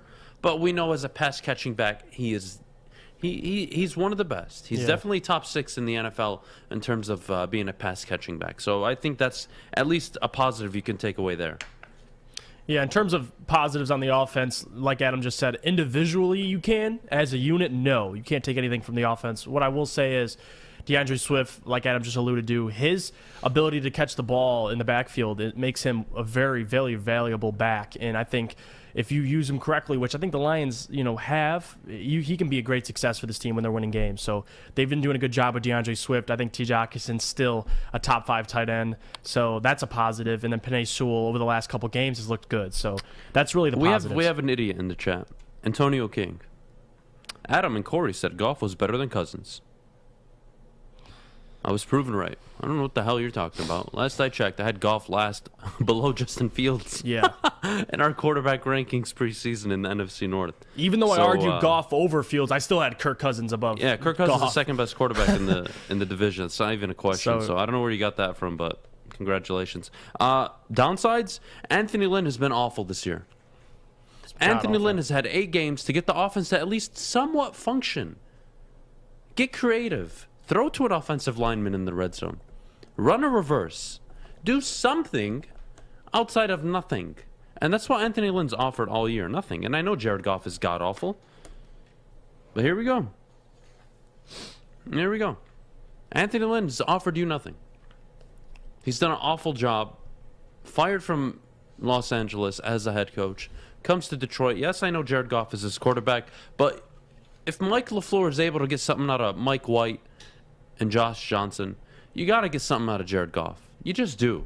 You can't tell me it's just this bad. And I understand he's missing the reads. Well, sit down with him. You're the coach. Tell him say, he's missing hey, reads. You're making these mistakes. Let's take a step back. Go ABC a little bit. Next week, this is our focus. I want you to take I want you to focus on your 3-step drops, and I want you to hit the underneath routes all game. That's what we're going to take. All right? We're not going to try anything fancy. Here's what I want you to do. I don't even know if that's happening. And if it is, the coach sucks, and so does the player for not understanding what the hell the coach is even saying. It's unbelievable. The offense is atrocious. Oh, it's bad. And now you want to backtrack. It's okay. I mean, you know what? Here, I'm going to do you a favor. I'm going to let Jeff talk, and I'm going to pull up the clip, and we're going to play it on the show because you're talking out of your ass. So I know who this guy is. First time in the chat I've ever seen him. All right, listen, we'll talk about the coordinators. If you want to talk about positives, defensively, injuries for both sides of the ball. I mean, you're missing Romeo Okwara, Jeff Okudah's out, Iffy is out with the quad. Offensively, they've had a lot of injuries. Ragnow, obviously, and Taylor Decker is just returning. But you could take, if you know, you know. And Aaron Glenn has done a really good job with his defense. They kind of, I mean, other than the Eagles game, which I think, the Lions just didn't come to play entirely. But before then, the defense has been competitive. And I thought, you could see in Aaron Glenn there's something there. That's a guy who you want to hang on to and keep to run your defense. He's a great teacher. All the corners can't say enough good things about him and what he's been able to show him. Josh Jacobs, he's got A.J. Parker and Josh Jacobs playing out of their minds so far in the season. And that's great. But offensively, Anthony Lynn, we got to talk. We got to have a conversation. You got to really look yourself in the mirror and kind of just evaluate your performances so far into the season. 0-8. I get you don't have a lot of weapons, but let's talk about other offensive coordinators. Tim Kelly for the Texans. Davis Mills is his quarterback. Now, if you want to say Davis Mills is better than Jared Goff, go ahead. I don't know if that's true. They're probably comparable. If not, Jared Goff's better. And if I can remember correctly, the Houston Texans don't have a dynamic backfield like the Lions do, or one of a top 5 tight end in the league. And Davis Mills is still able to score points. And they're not winning games, but they look better on offense with Davis Mills. So it's honestly depressing, to say the least, to really look at this offense and see how bad they've underperformed. The only reason why they stayed alive in games like the Rams is their special teams unit and the job Phipps has been doing with them. I'm not going to sit here and say the offense has been that spectacular. Like I can't say that at all. If anything, I'd fire Anthony Lynn. You bring in a guy, sort of like an Aaron Glenn, a guy who's I think Aaron Glenn's, they hit it right on the home run with him. You got to find someone similar like that as an offensive coordinator. Not Anthony Lynn, not someone who's washed up. It's already been around the league. They fired Anthony Lynn, and you hired him. Like that's it's despicable. You bring in a guy. There's got to be somebody, offensive assistant, quarterback coach, somebody that can call plays better than Anthony Lynn, and I believe he's out there. And, it may be premature to fire him in the first year with a bad team, but I could care less. If you know, you know. And I know that Anthony Lynn's a damn bad coordinator. I mean, a bad coordinator. He looked good last year because of his Justin Herbert, who's arguably already a top 10 quarterback in the league. So I don't want to hear it. I don't want to hear it. So that's what I think. Kennedy, that's all the positives. What positives are you taking away so far? 8 games in, they're 8-0. I need to hear it, please. Or negative. I mean, whatever you want to talk about. I mean, obviously we have TJ Hawkinson. That's good. I'm interested to see how we do with Decker back. I know you're not going to like it, but they're going to put him back at left. So we'll see if that's helpful at all. Probably not, but we shall see. Positives, the rah-rah of Dan Campbell. It's at the beginning, I appreciated. Preseason, I definitely appreciated. He got me excited for the season, which was nice because we knew we weren't going to have a lot to be excited about, so it was nice. It's kind of like depleted now, but it was fun while it lasted. I mean, I'm just so bummed out after last week's game. It's really hard for me right now. Darius Slay had a touchdown against us, so that was a positive for me. But Lions positives, man, they are definitely far and few in between. Just because, like you said, there's injuries everywhere. It's hard to know what this team could have been this year. Would Okudah have gone off this year as a sophomore? We don't know, and that's just a bummer that we've had to deal with so many injuries. That would be my biggest negative, is that if everyone was healthy, would we have more wins? I don't know. That's something we will never know. But we might be the first ever team to go 0-17, and you know what? That's impressive in its own way. That's what I have. And the moral victory thing, like, although it's not valid, like I can't sit here and say there's a lot of moral victories, because a loss is a loss. You're winless. You're a winless football team. It's actually depressing. But I will say this: there's problems that you can address, as Dan Campbell he should, and Brad Holmes into the offseason. There's things you can fix. If you sit here and say, yeah, we might win one game this year, but next year we're going to go into the season and hopefully win more. Like, no, someone needs to take the fall. Somebody's going to have to take the fall, and that's just the reality of it. Me and Stick talked about it Monday. It's somebody's going to have to take the fall. In my opinion, it's Anthony Lynn. That's the only side of the football.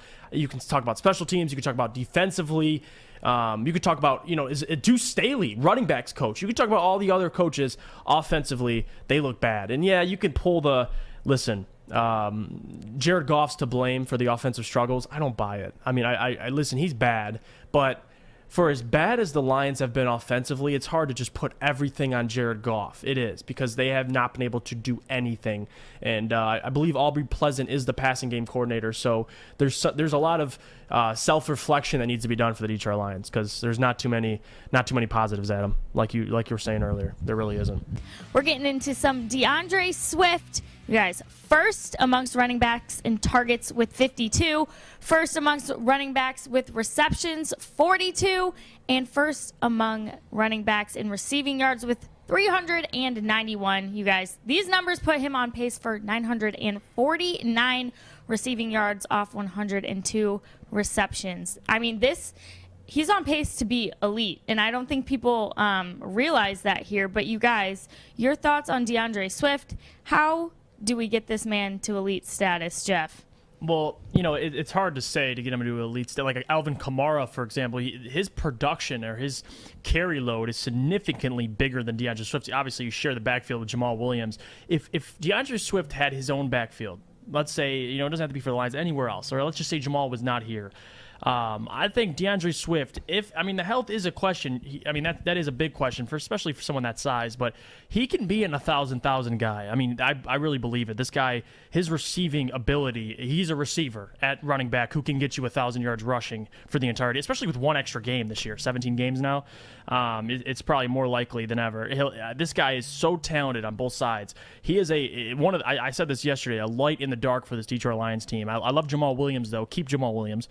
But Deandre Swift, he gives you so many things offensively that, without having a number one wide receiver helps. And if you do get a number one wide receiver, Deandre Swift's going to help, lift pressure off him. He's going to help the quarterback, if it's Jared Goff, whoever it is, if it's a young quarterback.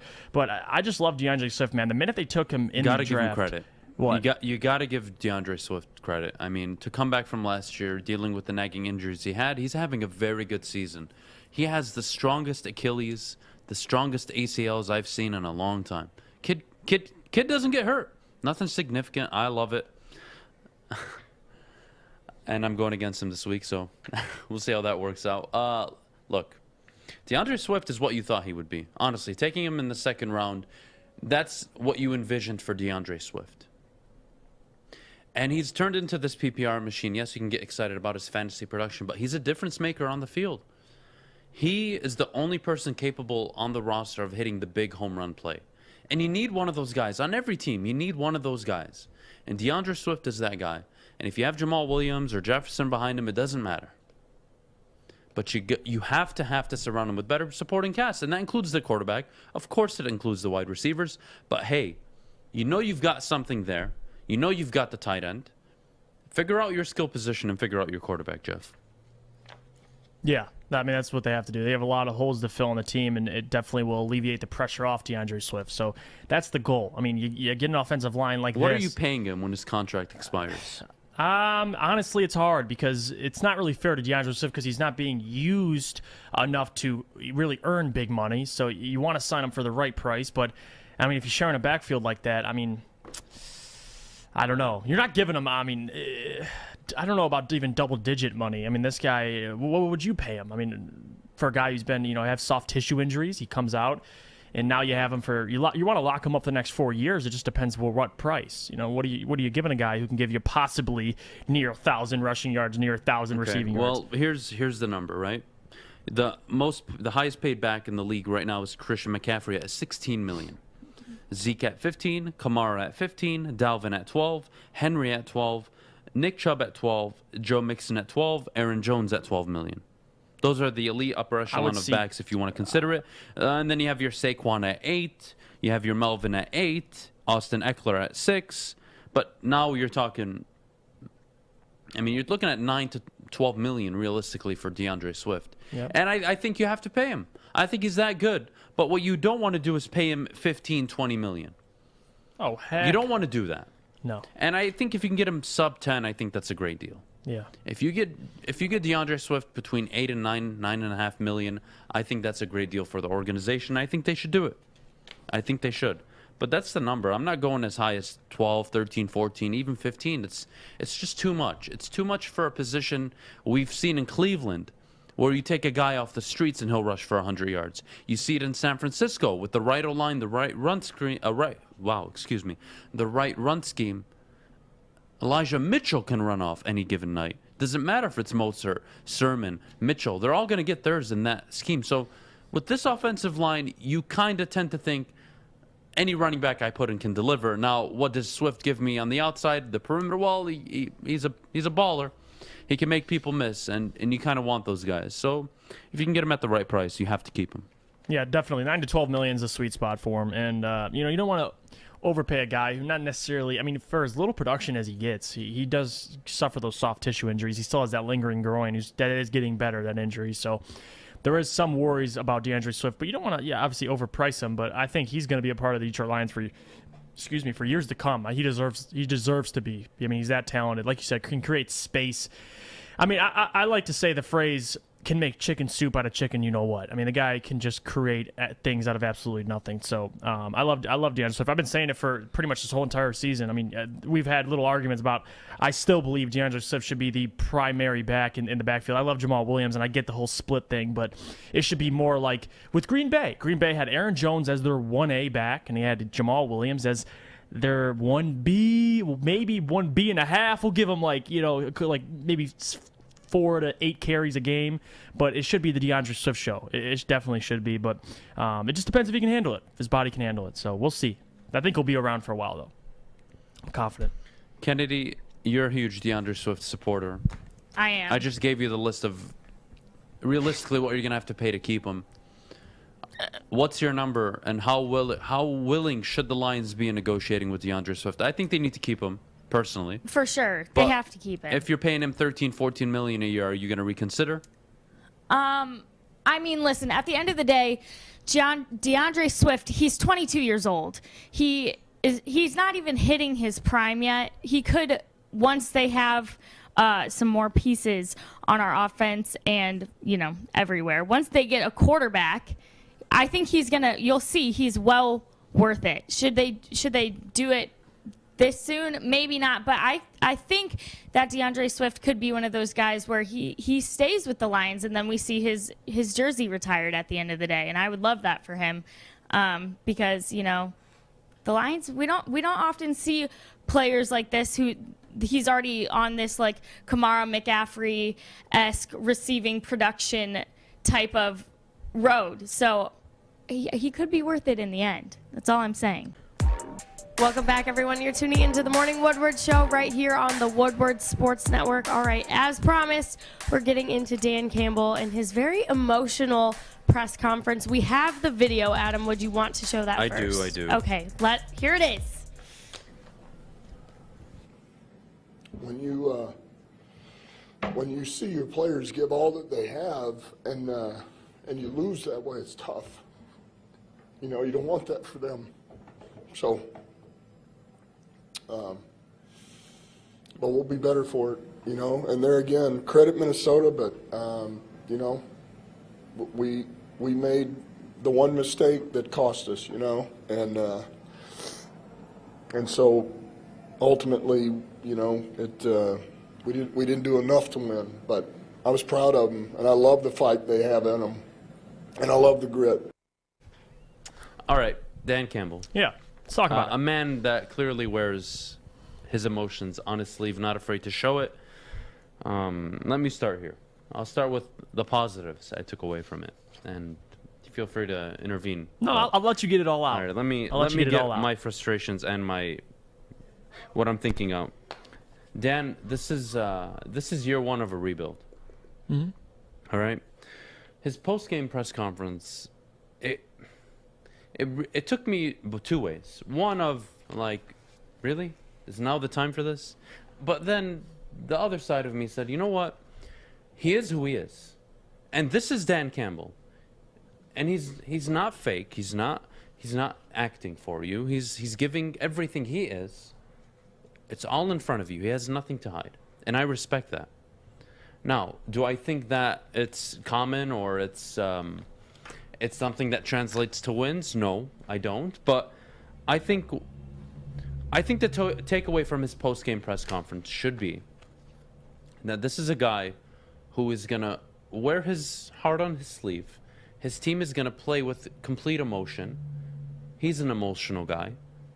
And I think they play hard not only this year. As long as Dan Campbell's the head coach, they will play for him. But, again, I understand the emotion of it, the highs. We went for two. We had the ballsy decision. It worked. It worked. We went for two and it worked. And we still lost. Like, I get, like, man, we just want to win one. Like, I get it. But the crying, I don't know what to make of it. I'm not going to make fun of him this morning. I'm not going to take that direction. I don't think that's appropriate. But what I do think is this is who he is. This is just who he is. I don't think it's an act. I don't think it's him trying to deceive you or try and make you think another way or deflect from the fact that they're now 0-5. Like, no, this is year one of a rebuild. Half the team is on one-year contracts. You have a bum at quarterback. You're full of injuries. Your defense is completely decimated by injuries. You're going to lose games. I get he just wants the one, and I know the team was fighting. And you know what? This is the third time this year they were somewhat close in a game they shouldn't have been close in. But you know what? Just walk away from that press conference with, hey, this is a guy that's going to tell me how it is every week. And you know what? I can live with that. And whether or not he's a good coach or he ever turns out to anything in Detroit, I think is irrelevant in that case. His time will come to judge him and evaluate him as a head coach. But, you know, to be fair, you know, again, when I first saw it, I don't want to say I was angry, but I was like, really?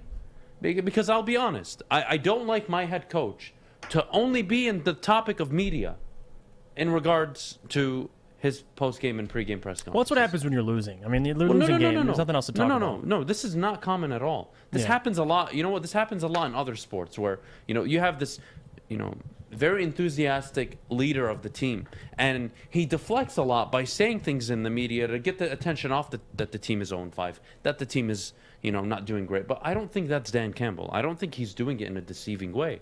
I just think that's who he is. Now, do I like it? I don't have to like it. What I can accept though is that it's organic, it's raw, it's real.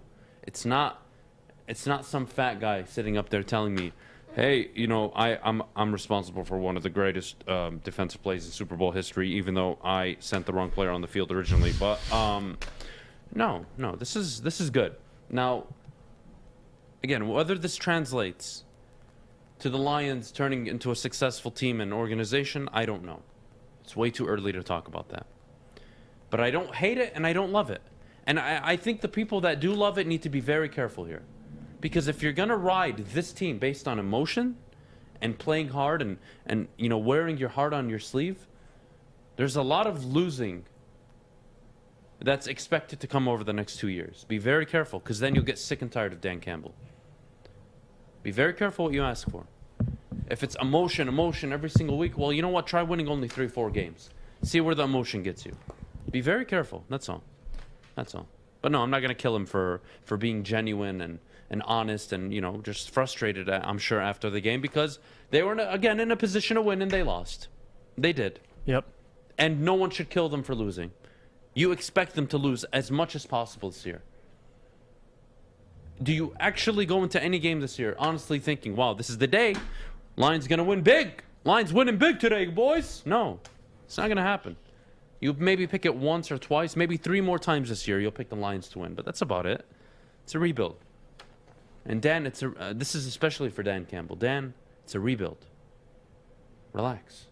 I get it, but relax. Get the pieces and get the players that you actually want on your roster to play for you. Yep. And the wins will come. That's my 2 cents.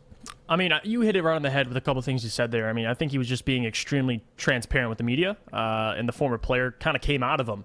He's never been a coordinator.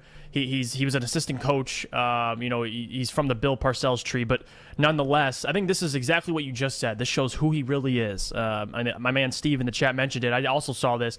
He cried when he stepped on the practice field for the first time. So it's little stuff. Is he going to cry every single week? No, but the fact that he knows, he understands how hard these players work in practice. He understands what the media and everyone else thinks about the team and where they're at as a franchise and how much they sacrifice. And it's not about what me and Adam have to say about, you know, how this team doesn't have enough pieces to do anything in the NFL to make noise yet. But Dan doesn't hear about that. He wants to win every ball game he's in. And obviously last night you got the Ravens game, who was, you know, a field goal loss as well. And like Adam said, you finally get the 2-point conversion, and you still lose the game. And he understands like how much it hurt the players in that sense. You have so many injuries already. You have a chance to get a win on the road against a 1-3 team who is playing way better than their record says. And I think it just showed how much it meant to him. You know, again, he wears his heart on his sleeve. He's well aware that all the blame falls essentially on the coach's shoulders. I mean, he understands that. Yes, he understands that. So, and thus far, he has amongst, you know, the worst team in the NFL is the Lions. They've shown a lot of positive things, and I think with Dan Campbell showing emotion, I don't have a problem with it. I don't think it's necessarily going to be an identity that this team plays with emotion and they play hard every single week. I just think it's so early in this regime and with Dan Campbell that they don't really have. You don't know if this identity is going to stick and it's going to evolve to next year. I don't think when they have all the right pieces and they win their first couple games of the season and they lose one, Dan will start crying or break down. I think it's just the prisoner of the moment. You lose a tough game on the road in that type of situation, 55-yarder you lose to. I think it was just a situational. I don't believe personally that in a year from now we're going to be knowing this team as, they just play hard. I mean, which I think they'll play hard. Like you said, every other NFL team plays hard. I just don't think the Lions, that's going to be their identity. They're going to be... But I don't want that to be their identity. I don't either. So I think a lot of people are on the same page. I don't think it will be. I think the situation they're in now, we can agree mutually, probably roster-wise, worse than the NFL. Oh, 100%. So you have to understand where they're at. That's fighting. If they had all the talent, you wouldn't say they're fighting. They should just be winning football games and fighting no matter what. You know what fighting I mean? is a word used. Fighting, grit, emotion. That's what happens when you're losers. Right. And that's what the Lions are right now. They're losers. They don't have a great roster. The roster's full of inept, untalented players, and that's just the reality. That's not a shot at anybody. That's not a shot at the coaches. That's just the reality. They don't have a good football team.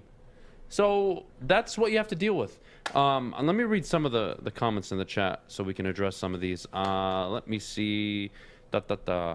If you think players don't see a grown man crying in front of the world as someone who cares, you're tripping. Free agents see the passion, and I bet you any money they'll be here next year. Listen, man. I don't agree. Let me tell you how free agency works. If you're an individual player, you're trying to get the most money on the most money and the most guaranteed money possible in a contract. 100%. Now, you're willing to take less to go to, let's say, a team that's actually competing. But for a free agent, this upcoming class, to go to Detroit, coming off of 13-14 loss season, I mean, you're kind of reaching there. But again, I remember the Dick Vermeil crying scenario back, 2005, I believe. Mm-hmm.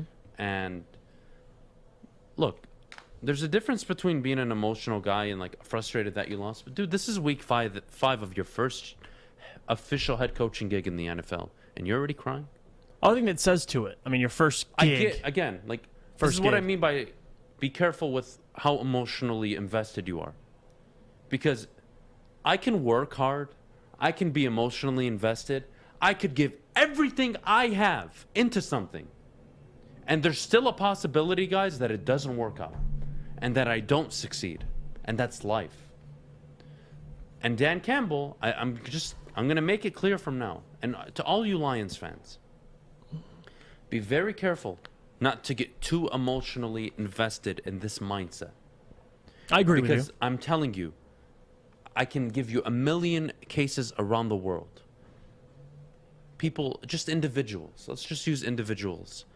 People that put in the work, they put in the time, the effort, always on time to work, but they don't get the promotion. The guys that do everything right.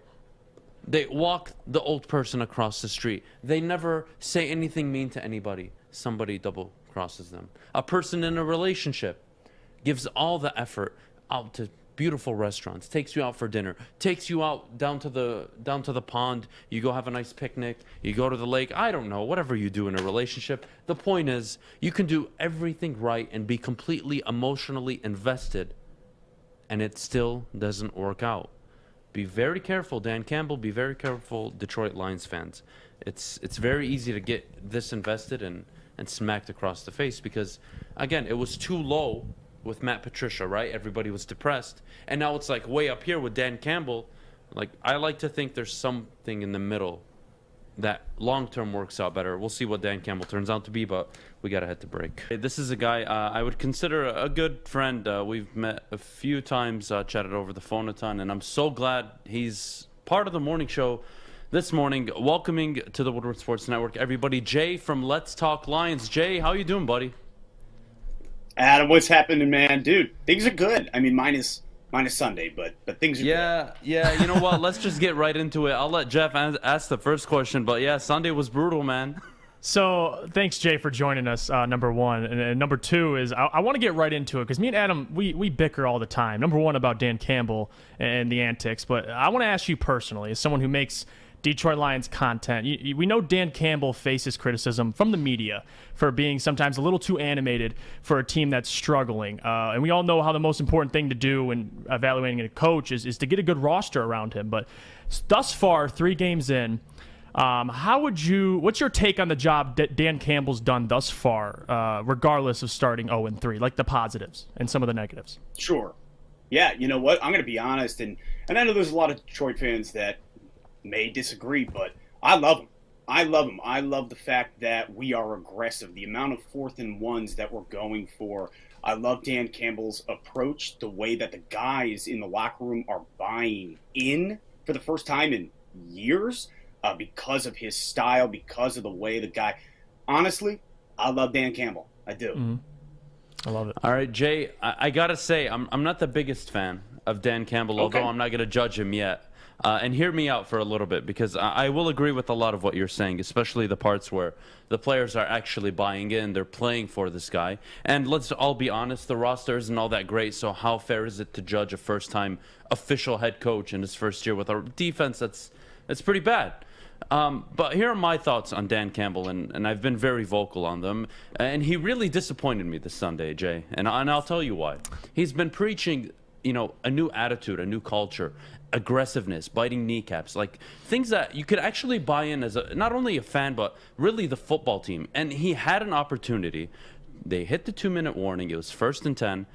They were coming off a 22-yard Khalif Raymond catch from Jared Goff. Jared Goff was 3 for 3, 65 yards on that drive.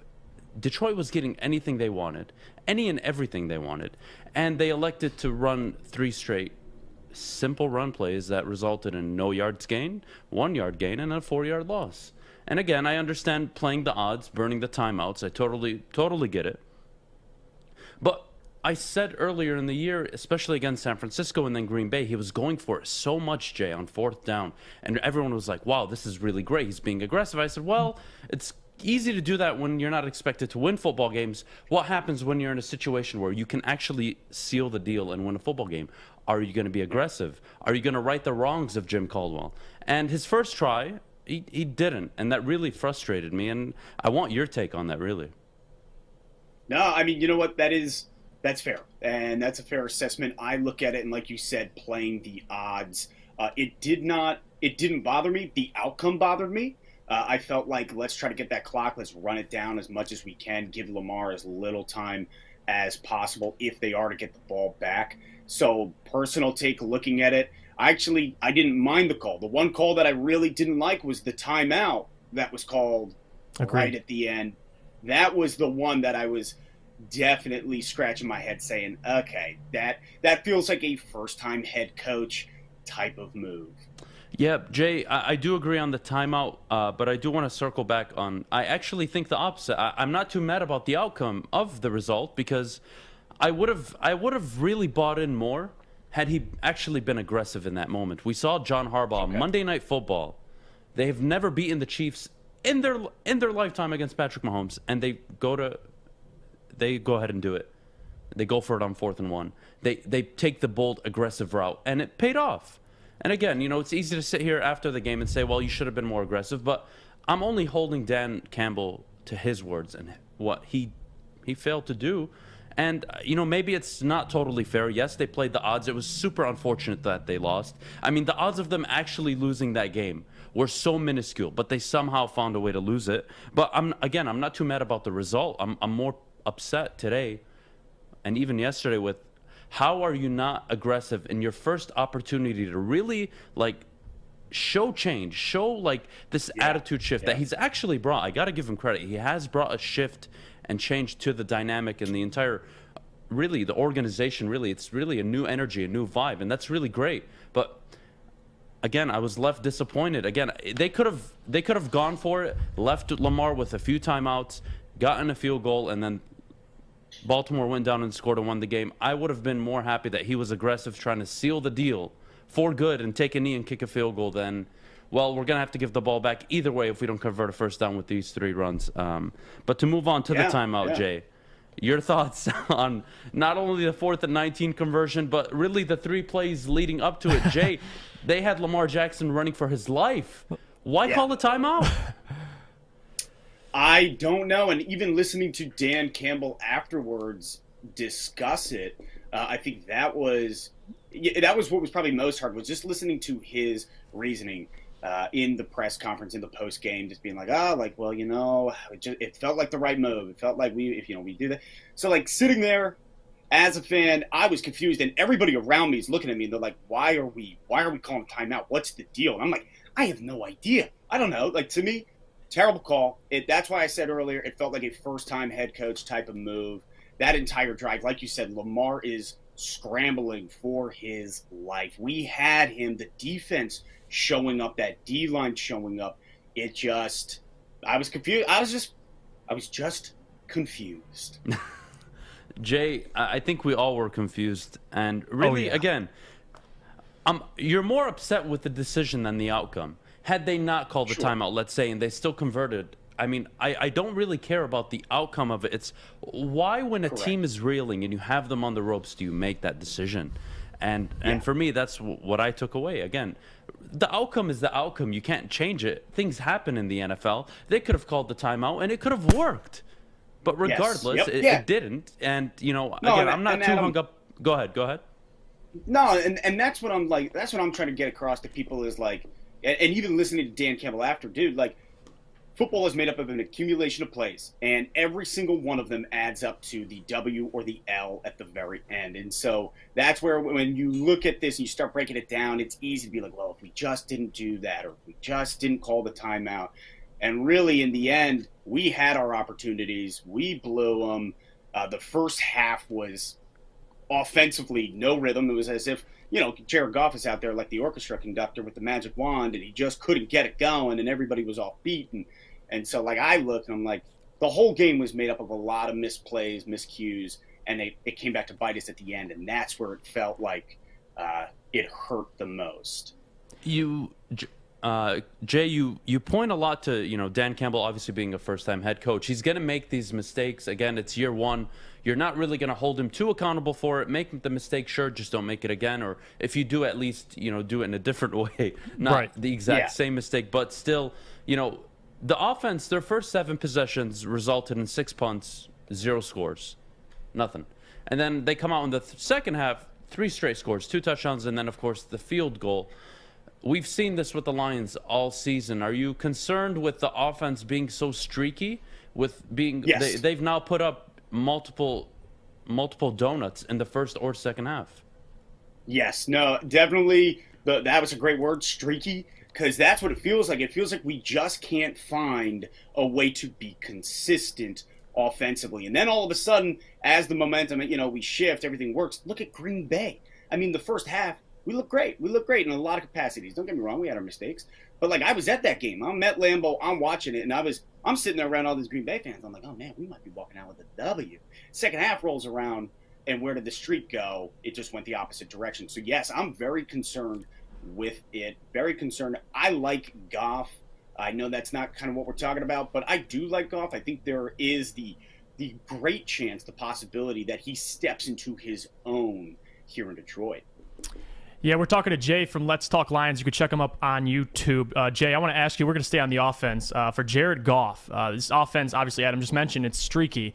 And with Jared Goff not having a really true number one wide receiver, what is your take on Jared Goff? Do you see him as a bridge quarterback or someone that if you put talent around him, you can make some noise in the NFL?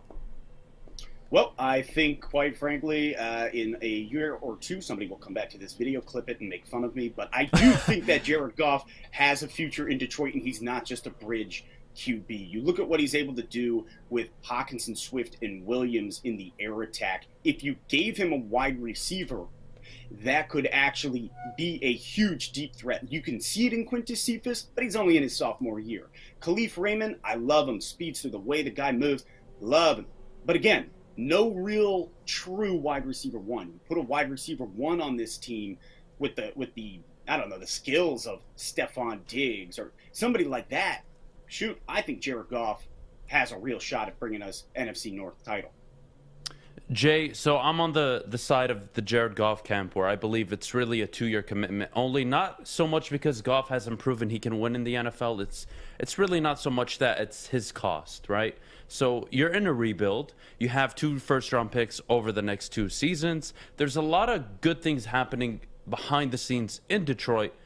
But to commit another $35 million annual contract to Jared Goff, who, let's all be honest, isn't a Patrick Mahomes, isn't a Josh Allen, a Kyler Murray to an extent.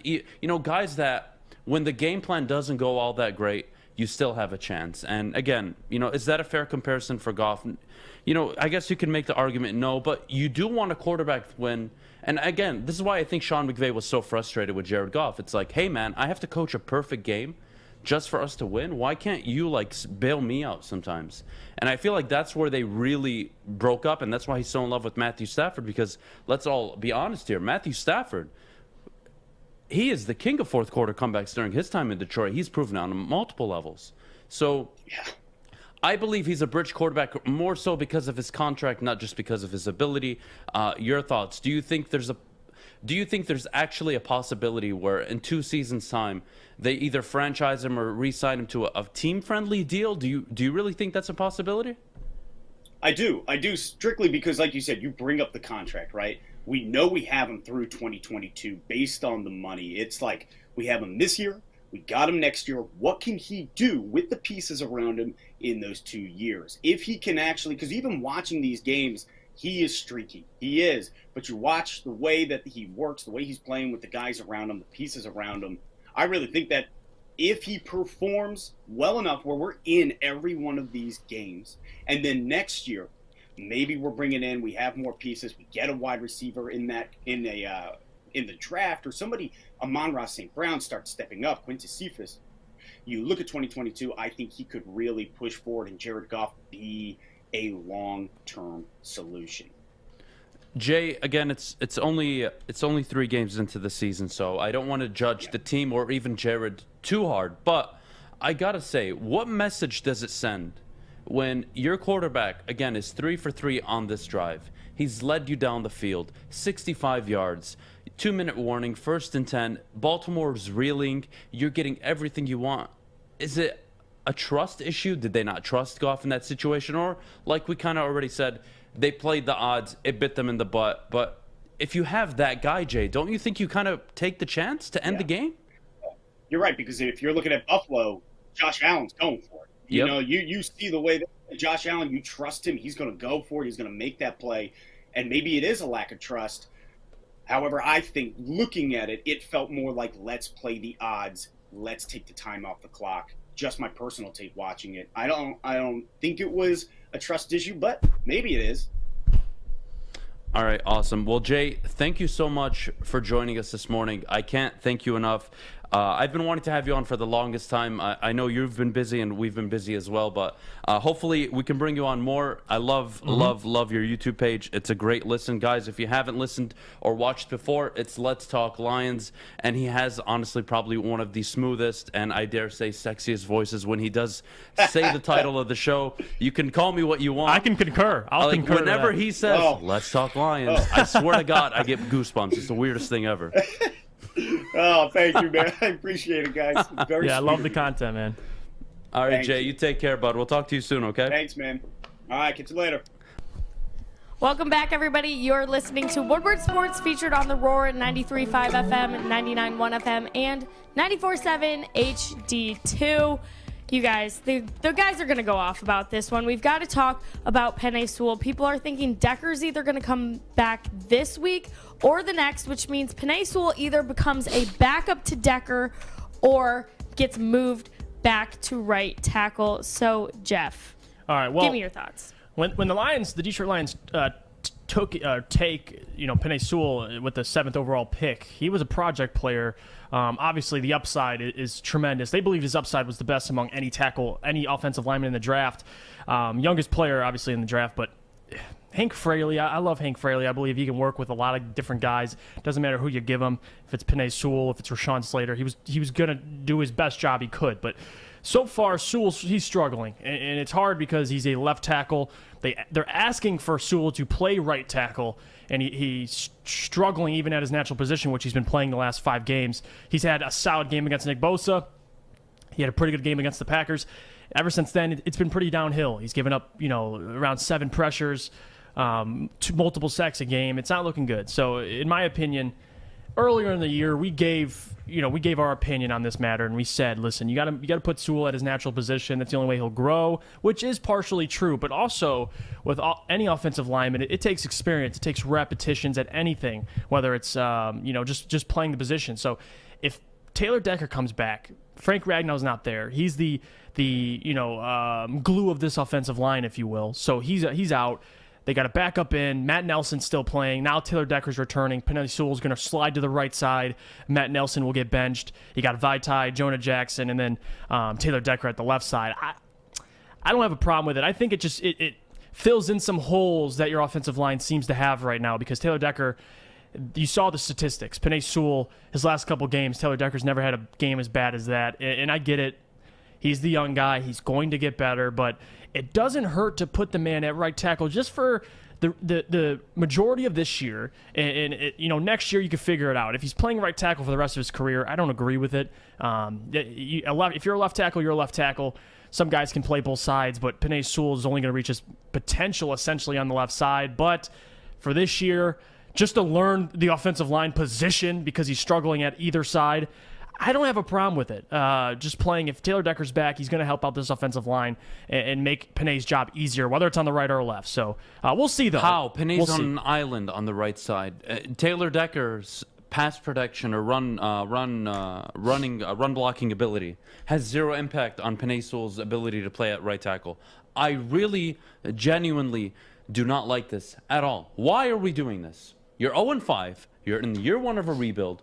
Why are you moving the number 7 overall pick, the first tackle, the first offensive lineman taken off the board in the previous draft, the one with raw talent, generational talent you were so high on? Brad Holmes almost broke the monitor in the war room on draft night when he found out that Penei Sewell was falling to him. They were celebrating. They were in awe. We need to find that video and play it back because they were so excited that they got their hands on Penei Sewell. And you're gonna, Adam, trust them. They know the plan was always to move him to right tackle. Wow, that's impressive. It's really disappointing. They're gonna move him to right tackle and let him learn on the right side in a position he's never played his rookie year, while Rashawn Slater is in Los Angeles dominating the right tackle position, and you're putting a left tackle at right tackle who your plan allegedly is to move him back in a few years. You idiots. This is the same stupidity that you've seen for 60 years. And who knows? Maybe the Lions get lucky. Maybe Sewell plays average at right tackle and then he develops. I don't know. I can't predict the future. Oh, I can predict odds, though. I can give you the odds. I like the odds of him struggling at left tackle for the remainder of the year, then him trying to learn a new position, struggling there, then moving back to left tackle after spending a year and a half, 2 years learning how to play right tackle. Somebody go find me a generational talent taken in the top 10 who was asked to change positions for a few years, then swapped back and still lived up to the potential of being an all-pro tackle. Go find me one in the first round that was taken to that high. Please. Somebody. You can't. Well, I looked. It's tough because if you were expecting this out of Penei Sewell, it should have already been happening. I mean, 5 sacks in 2 games, man. That's what I'm more frustrated about. I get the position change is frustrating, but his performance, if he was playing lights out, I'd be ticked off. He's a rookie. I would be ticked off. And can we agree he wasn't the most polished tackle coming out? You took him because he was raw, which means you expect mistakes year one. I mean, mistakes. He is a rookie. He's going to give up a ton of sacks. He's going to give up a ton of pressures. But wouldn't you prefer him to grow and learn the hard way in his natural position? Or put him on the right and then, oh, Adam, look, he looks just as bad on the right side. Wow, guys, great job investing there. If you really believed in Taylor Decker, you would have traded back and snagged Rashawn Slater.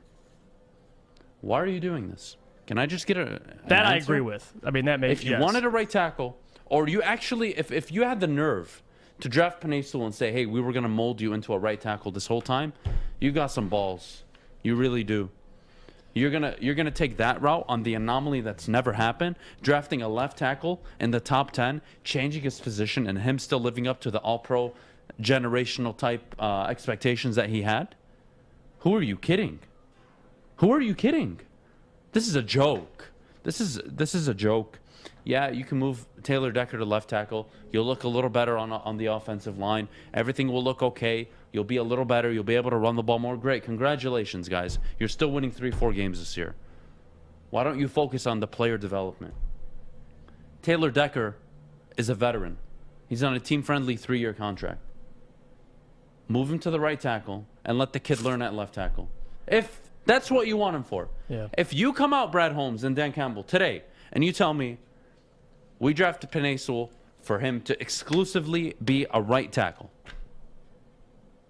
then I will sit here, I'll disagree with it, but I'll shut